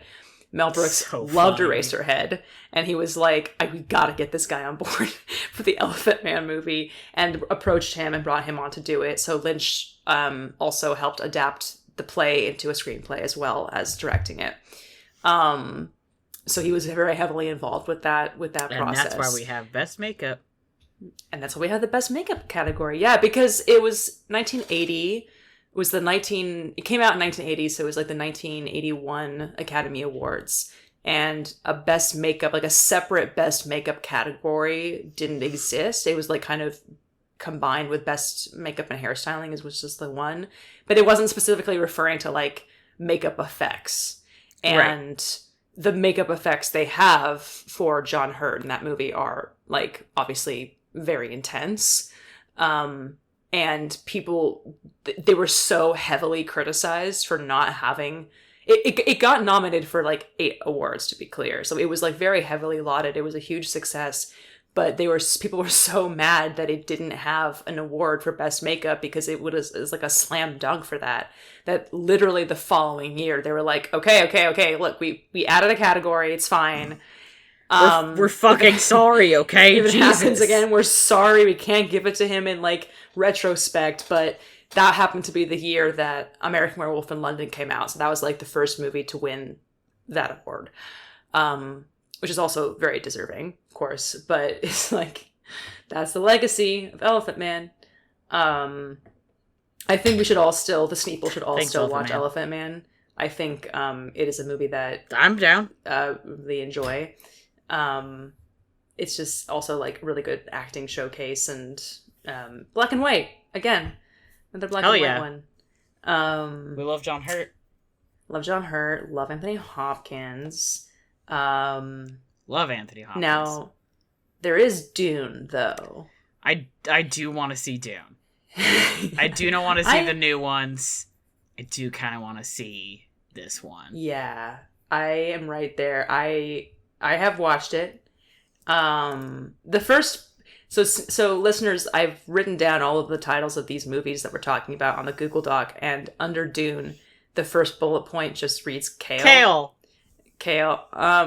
So this was Kyle MacLachlan's like first movie. I feel like we should clarify that David Lynch called him Kale. So every time we said Kale this episode, that is who we are referring to. Yeah, that was David Lynch's nickname for him. It came from somebody. Yeah, go ahead. It came from this. It came from Dino De Laurentiis had like a really heavy Italian accent, and so whenever he spoke to Kyle MacLachlan, he would say Kale because he just didn't pronounce his name correctly. When he said Kyle, it sounded like Kale because of his accent. It sounded like Kale. Yeah, so David Lynch just started calling him Kale, and that was just like his nickname for his whole life, to the point where someone shared a behind-the-scenes clip from Twin Peaks: The Return recently, and they shoot the scene, and then they cut, and David Lynch goes, "Cut! That was beautiful, Kale, beautiful." Like he was still calling him Kale, like 40 years later. I just think that's friendship. You know what I mean? Yeah. I mean, in his homage to David Lynch after he passed, I think he wrote this whole great Instagram post. Didn't he say, like, from your Kale or something at the end? Yeah, your Kale. Yeah, it was very, very sweet. He's had some really... I encourage people to check out his what he's written about it, and also the stuff that Laura Dern wrote, a very nice obituary as well. as two of his kind of like frequent collaborators. Buds, they had some really wonderful things to say. And I think Kyle also wrote something more recently too, at a tribute to him, I think. And I'm trying to remember, but he was the one specifically who like brought up the thing of like, for someone who wasn't a fan of words, like, I'm giving you all these words because even though I know that you didn't like to have to use them all the time, something like that. That was really, really sweet. That made me think of that interview again. But both of their tributes have been very lovely, as well as the tributes from like a lot of critics that I follow as well. But yeah, he was. We have all this other stuff, and I've been turning over this other thought in my mind that I'm trying to figure out if I want to. But so there's a lot to go through. We have all this stuff. He made a lot of great film. But beyond that, it was also very touching to see, like, waking up to the news of David Lynch has passed away and already seeing, like, people going to the diner and leaving cigarettes and coffee and Cheetos, bags of Cheetos, yeah. Yeah. And just seeing everything about, like, here's all of the ways he touched people's lives, either personally in the terms of actors he worked with or whatever, or the way his work influenced people. He was a creative powerhouse, and it's really impressive. And it's one of those things where I imagine his legacy will continue for many, many years to come. And I am so excited and so grateful that there's so much of his filmography I still get to dive into, and I'll finally be able to finish Twin Peaks someday. I swear to fucking God, I'm so bad at watching TV, but I every time I watch any of Twin Peaks, I'm like, God, this is such incredible television.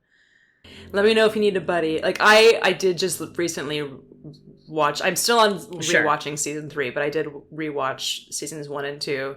And I am down to do it again. Maybe I might need a pal just to keep me on the straight and narrow. So special. I think constantly of the thing at the end of episode 3, which I believe you got to the last time around, where like Cooper has his weird dream in the Black Lodge, and there's the mysterious man just doing his little jazzy dance. Yep. And I just think about that all the fucking time. It's just so special. And trying to think about what it was like for audiences to watch this in the 90s. Like, what could they possibly be thinking? Yeah. You have an expectation of what the show is going to be, right? Yeah. It's a murder mystery drama. And then it kind of unfolds on you, and you're like, that's not what this show is. What is this? What is this show? And it's like, oh, buckle up, baby. It only goes further from here. And then, of course, it became this huge cult and standard classic that influenced so the thought that I had was mulling around and was trying to figure out a good place to put it in is Twin Peaks' influence on horror. Specifically, horror games, that genre, is there's so many games, that have paid homage to his works, in both the United States and in Japan, and it's really, really interesting to see its DNA, like, everywhere you go. Literally, I cannot tell you how many horror games I've opened up and been like, yeah, man, I love Twin Peaks. It's awesome. It's really cool. So cool. I would have to sit down and write a list, but I could probably just go on forever and do research. No, I mean, literally, like, I mean, but that is a like, testament to like how influential it was. It's like, like literally every fucking TV show that was even in the vicinity of that genre after that point is somehow influenced by Twin Peaks. Like, even as I was rewatching Twin Peaks at the same time as I was watching the most recent season of Severance, and I was like, the show just like wouldn't exist without without Twin Peaks having been made. The television landscape would look so completely different that it's not even really possible to imagine. Like, it's a two timeline situation. Do you know what I mean? Like, even I like watching like I'm just watching the early episodes of the X-Files right now too, even. And there's even that stuff where I'm like, there's a little bit of Twin Peaks in here. I mean, and part of it is the whole, like, they're filming in the Pacific Northwest part, and that's a little bit part of, like, the vibes are there, but also I'm just like, the stuff that they were starting to show because of what Twin Peaks got away with. Oh, show me the... Sorry. So I just shared, I had to do a quick Google. I just shared a screen cap of Evil Within 2, which is a Japanese game with Helena that is, like, literally the Red Room. And this is literally like, the Black Lodge. Yeah, this is really, really early on in the game. This is one of the first, like, interactable areas you have as you walk through this area that has that floor. In the picture, these curtains are not quite as bright red as they look, actually, but they are, like, that same deep, saturated red. Yeah, for listeners, it's like the pattern on the floor is like look up slightly Evil Within different. 2 Red Room and then go to images, and you will see these images. That's all I had to do. There's some Alan Wake has some of that DNA, including Alan Wake 2. But I think specifically of Alan Wake 1 because of the small town thing. Later Silent Hills have a little bit of that.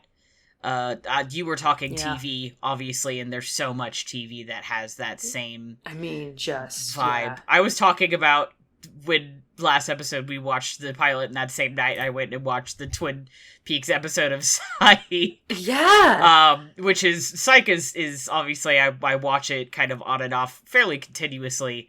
And it's a great show that is actually, it's, I think, much more clever than sometimes it gets props for.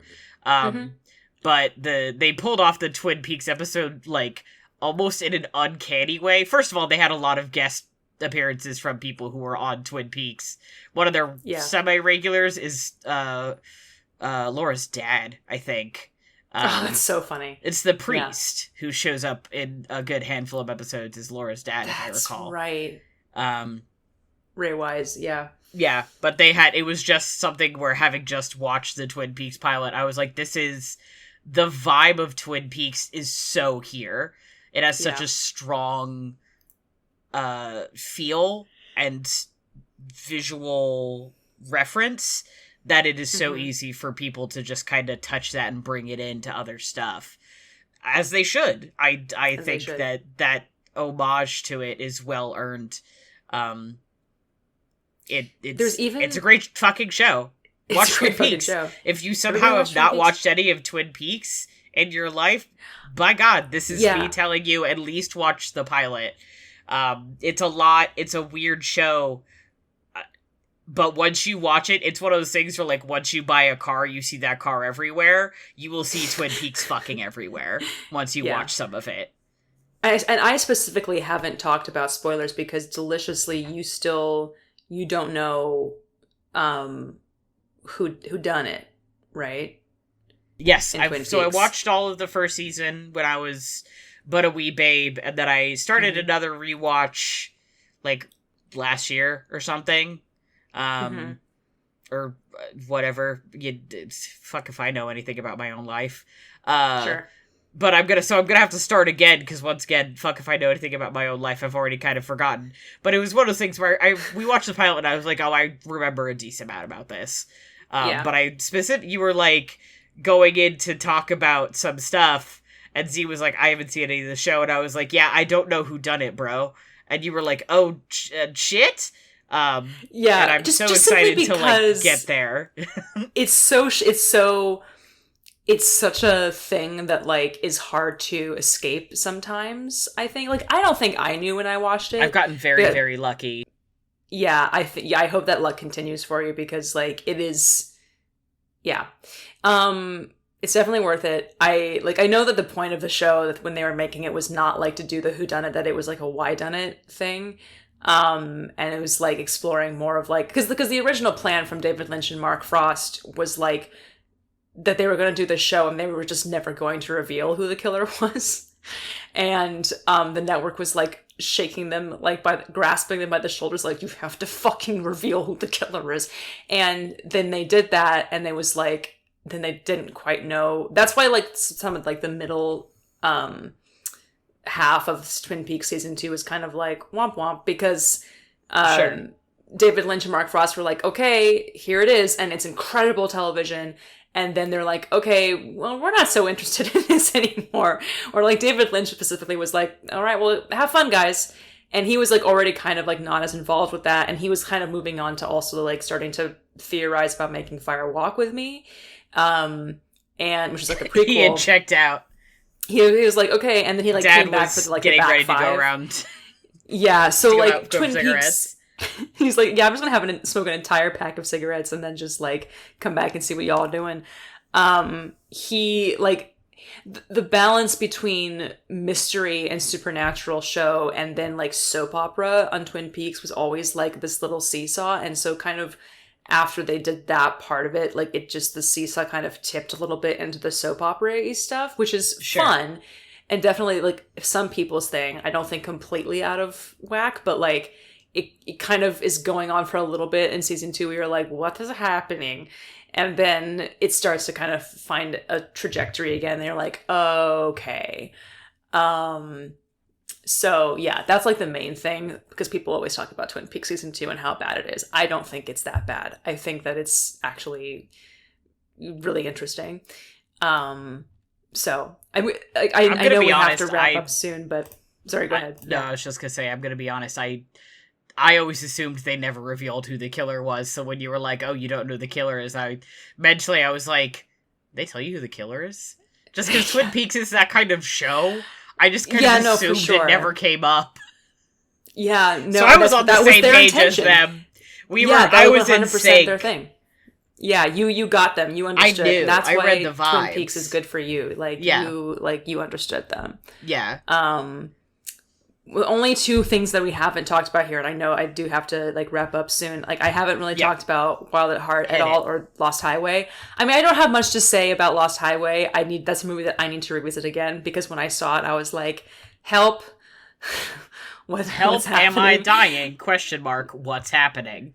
Yeah, that's what I wrote down here. That's how I felt when I was watching it. It's quite a film. It looks incredible, but it's scary. And I don't understand what's happening in it, so I have to watch it again. So you have to Google what's happening in the movie. That, or I just have to watch it again and then dream about it. Yeah. Oh, okay. Yeah. Wild at Heart is much more straightforward. I think it's a really fun movie that I highly recommend. It's definitely one of his more arch films of kind of like, a little bit tongue-in-cheek, kind of very, very earnest, but also like violent crime romance. Laura Dern and Nicolas Cage are like so hot. Nicolas Cage? Yeah, dog. Have you Googled Nicolas Cage in this movie? No.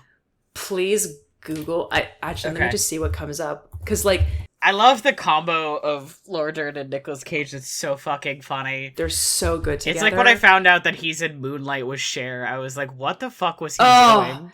He's so kicking ass is what he was movie. Doing. He's so handsome in that movie, and I was like, who is this man?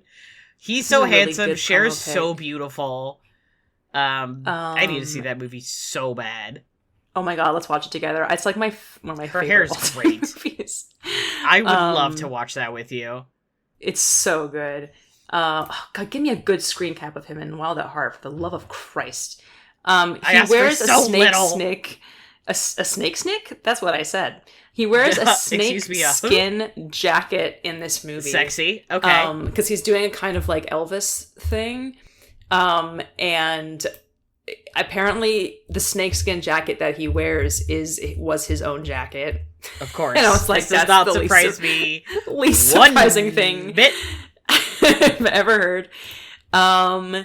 Yeah, it's just this movie about these 2 young hot people who are in love, and they're kind of like dangerous criminals. He's not wearing the snakeskin jacket in this screen cap. That's okay. Putting it in the chat. I mostly just needed. Okay. It's the 2 of them. I see it. And they're like, he has had such a weird career. It's so incredible. He's such an odd man.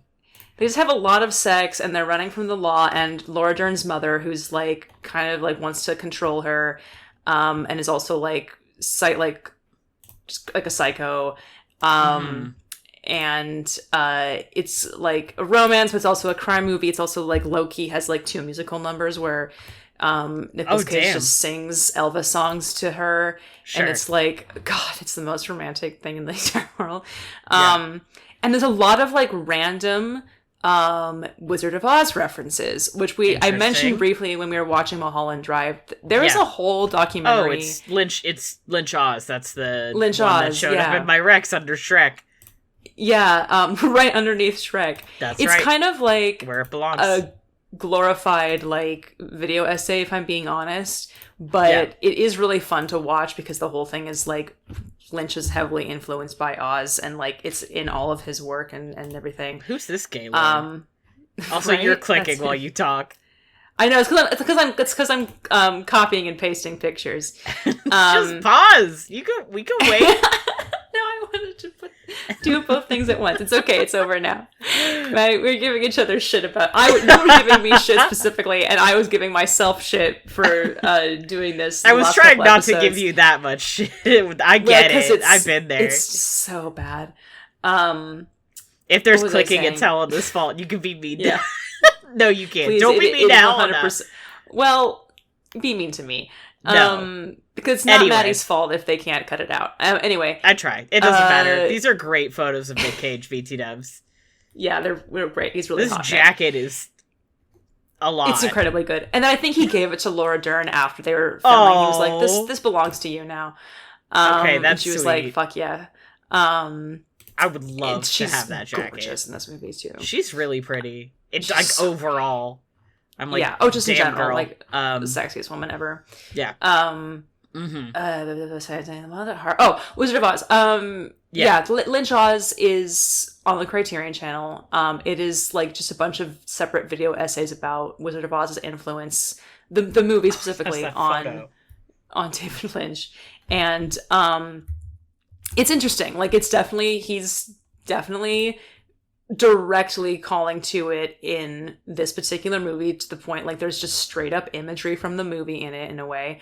But I think, like, there are elements of it in what's this photo? Oh yeah. It's crying.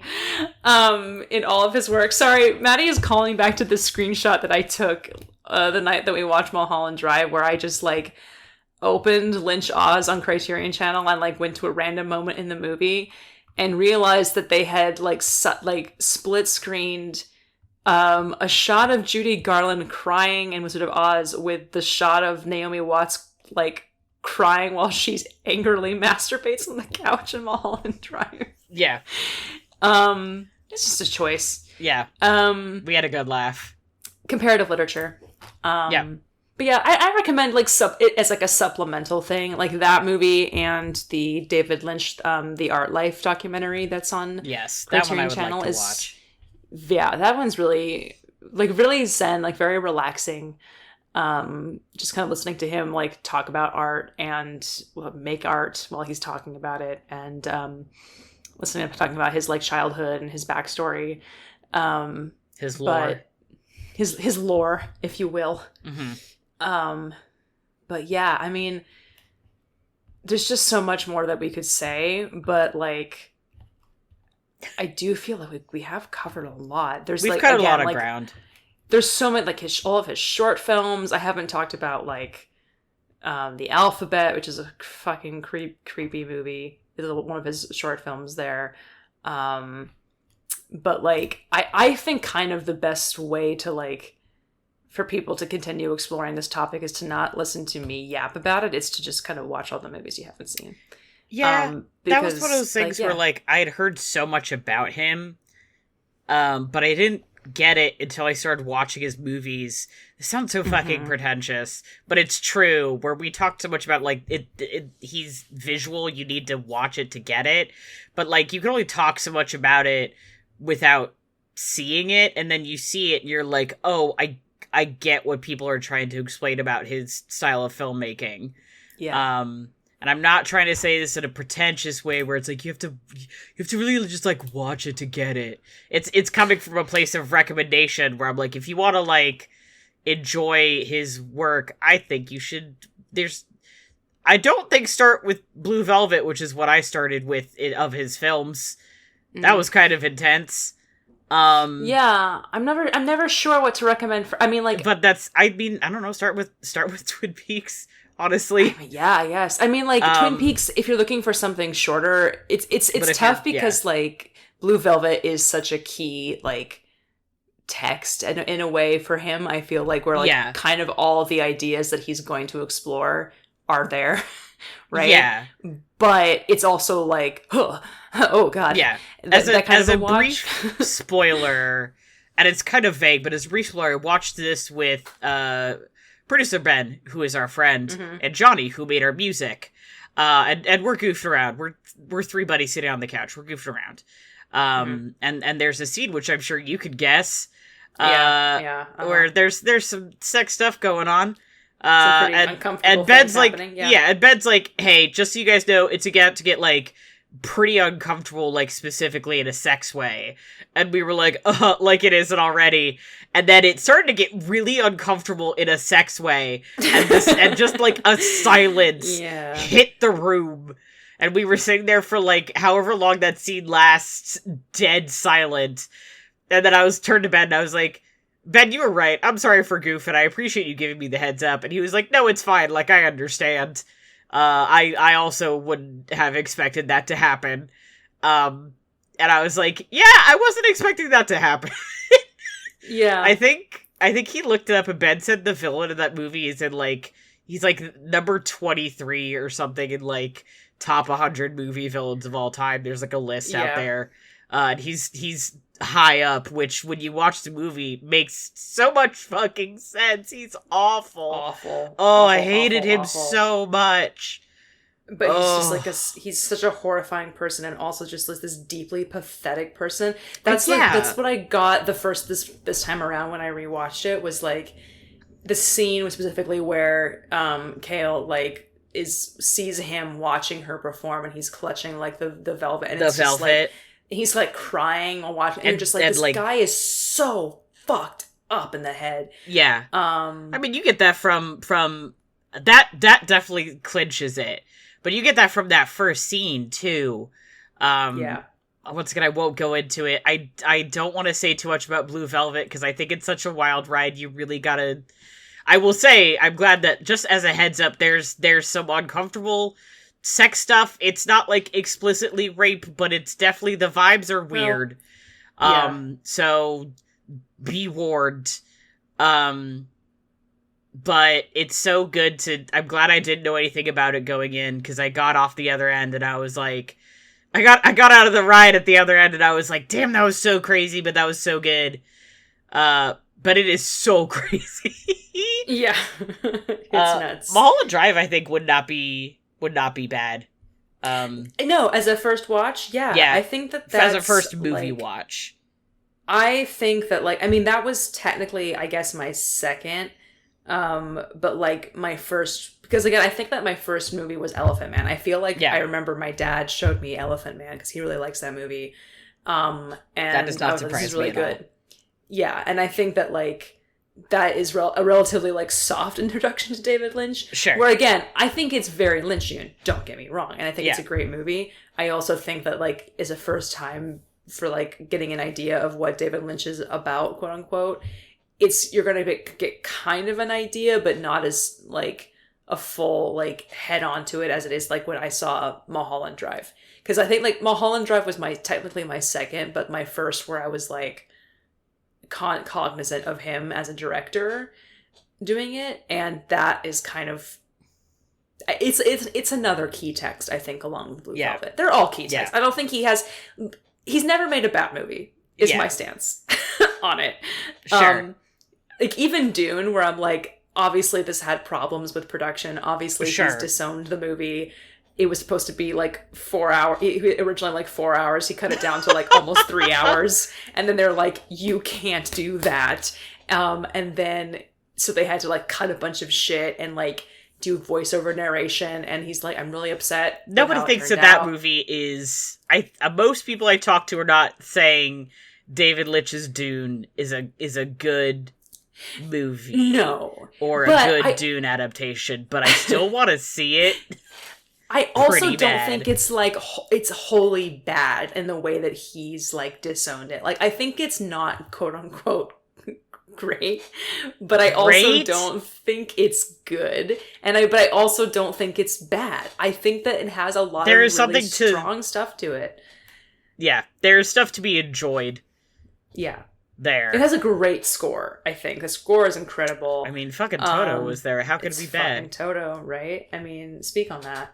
I will. Kale and... and Kale! and Kale and, like... And, Sting, right? Mm-hmm. Fucking Sting is there! Fucking Sting. That's the 80s, Stewart, baby!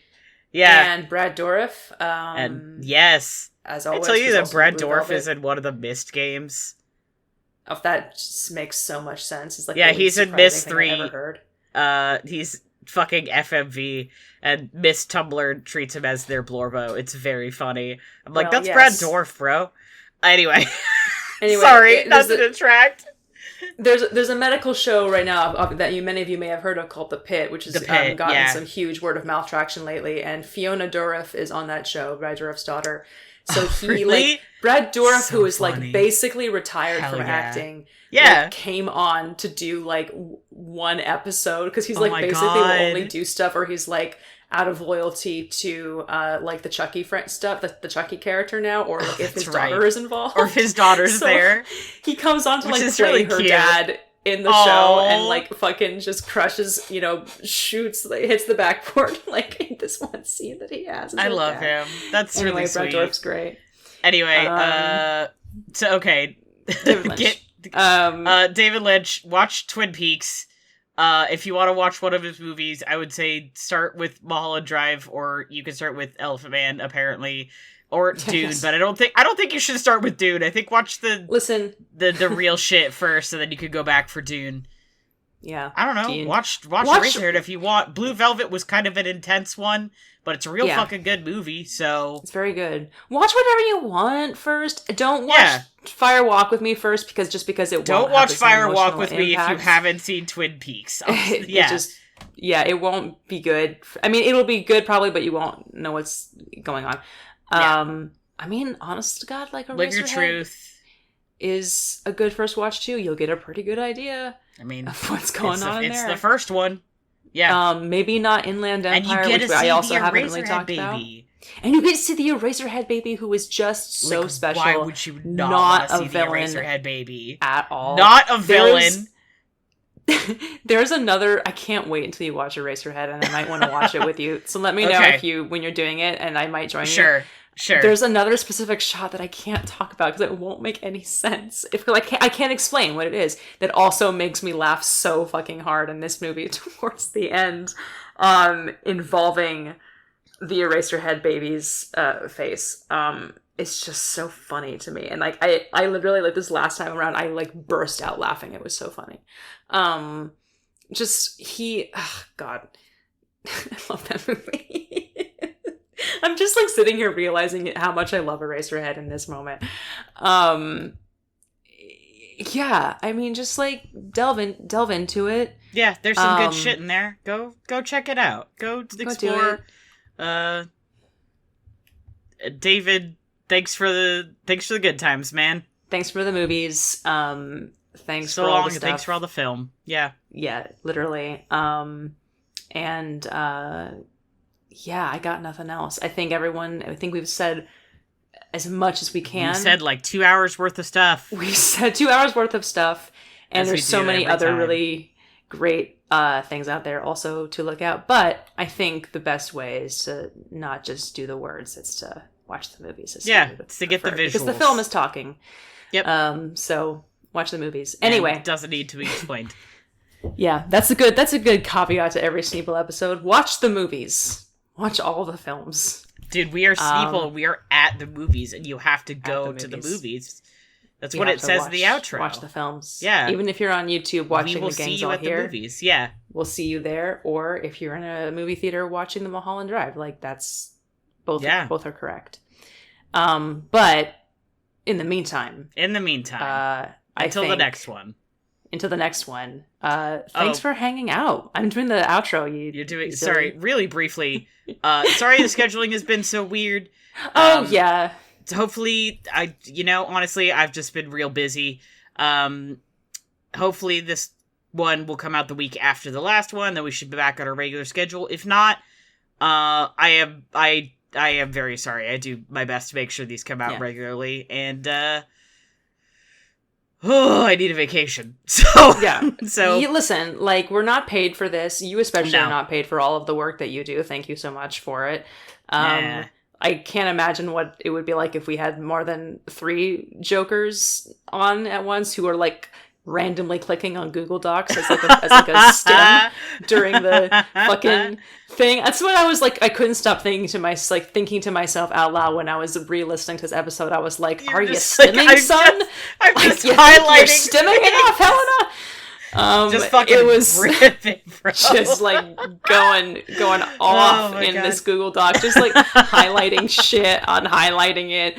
It made me I was listening to that episode like while I was at the subway station, and I was like, I'm going to like step onto the rails right now if I have to listen to this anymore. I can't believe I was waiting for you to say something, and I couldn't believe that you held on as long as you did. I was just impressed. Watching you highlight and thinking to myself, do I interrupt the episode to say something about this? You had to. You had to do it.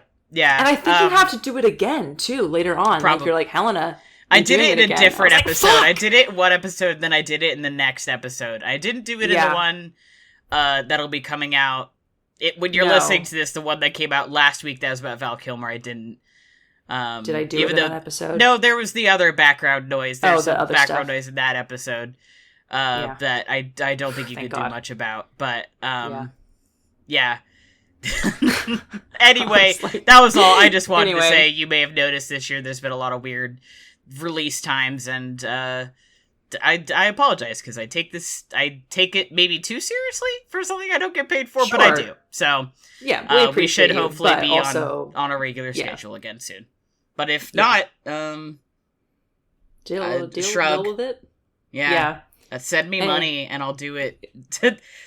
Subscribe to our Patreon, which we're about to drop the link to, I think. Or not. Cool. Subscribe to our Patreon and pay me, and I'll do it better. Yeah. There might even be a new episode in the Patreon if we do the thing about my new watch of 2025 that's like old movies or something. Yes. And Ben and I are planning on another Patreon exclusive, actually. So. Oh, cool. Yeah. All right. Well, send us money, I guess. But send us money, and you get Patreon exclusives, and I'll be faster at editing. So that's a win-win for everybody. Yeah, and in the meantime, you can like leave bags of Cheetos at the Big Boy diner in Los Angeles. That's right. That Bob's Big Boy that David Lynch used to go to. I realized also I've been thinking about his scene in the. You haven't seen The Fabelmans yet, right? No, not yet. Okay, he has also an incredible scene in The Fabelmans, which I didn't bring up because like this episode has been mostly about his work as a director. Oh my god, it's so fucking good. He has one scene, and Spielberg like specifically was like, they had some other guy that they were thinking of to play, basically like do a one scene as John Ford, where this character like meets the director John Ford, and then somebody was, I think specifically Mark Harris, Tony Kushner's husband, was like, you need to get David Lynch. Like, you have to get David Lynch to play it. Hell yeah. And David Lynch, they like talked to him, and he was like, yeah, I'll do it. And then like, if I have like the bag of Cheetos and like the stuff in the trailer or whatever, in the concession. So he has like one scene in this movie as John Ford, and it's like his last, I think, acting credit. It's so incredible, and I just like the second time I watched it through, it was so stupid. My heart was like racing before it happened because it was such an incredible build-up. It was like, it's an unbelievable scene. But anyway, highly recommend also watching that. The Fabelmans, I think, is an incredible movie, but I like specifically for that scene as an extra like David Lynch, his incredible legacy special, like icing on the cake thing. Anyway, love him, love his movies. Yeah, and I hope that this episode helps encourage people to see more of it and that we haven't given too much away. I don't think we did. We did pretty okay. Yeah, so long and thanks for all the spoilers, but sometimes it was important to talk about them, so yeah, there's plenty of stuff that you don't get spoilers for. It's fine. You'll be all right. It's true. Yeah, we'll work it through. But in the meantime, are we good? Are we ready? We're good now. Sorry for interrupting. Okay, good. No, it was good. It was necessary to let the people know. But thank you all for hanging out with us here on Sneople at the Movies. Why is my voice going up and down like this? Be normal. It's puberty. It's beautiful. Thank you. Your body's going to go through a lot of changes. Well, it's already doing that. From the Infinity Break Network. My skin is really dry right now. That's what I was referring to. Check out infinitybreak.net for more awesome content. And come chat with us on the Infinity Break Discord. You can find it at bit.ly/I, Infinity, capital T, Talks. You can also shoot us an email at sneopleatthemovies@gmail.com. That's all one word, no underscore. If you've got a subject you want to hear us talk about, a movie you think we absolutely need to see, or have Mulholland Drive interpretations to share. Our Oscar-worthy music was done by Johnny Ronaldo, who you can find hanging out on our Discord or streaming on Thursdays at twitch.tv/InfinityBreakGaming. Our glorious Technicolor TM logo was designed by Bethany Luthold. And if you enjoyed listening, please leave us a review on iTunes and share the show with your friends, your enemies, and your partners in crime, and your Eraserhead babies. As always, thank you for listening, and we'll see you at the movies. I just realized we don't have the Patreon linked. It's patreon.com/InfinityBreak if you want to give me money. Me, specifically. Fuck those other haters. Bye!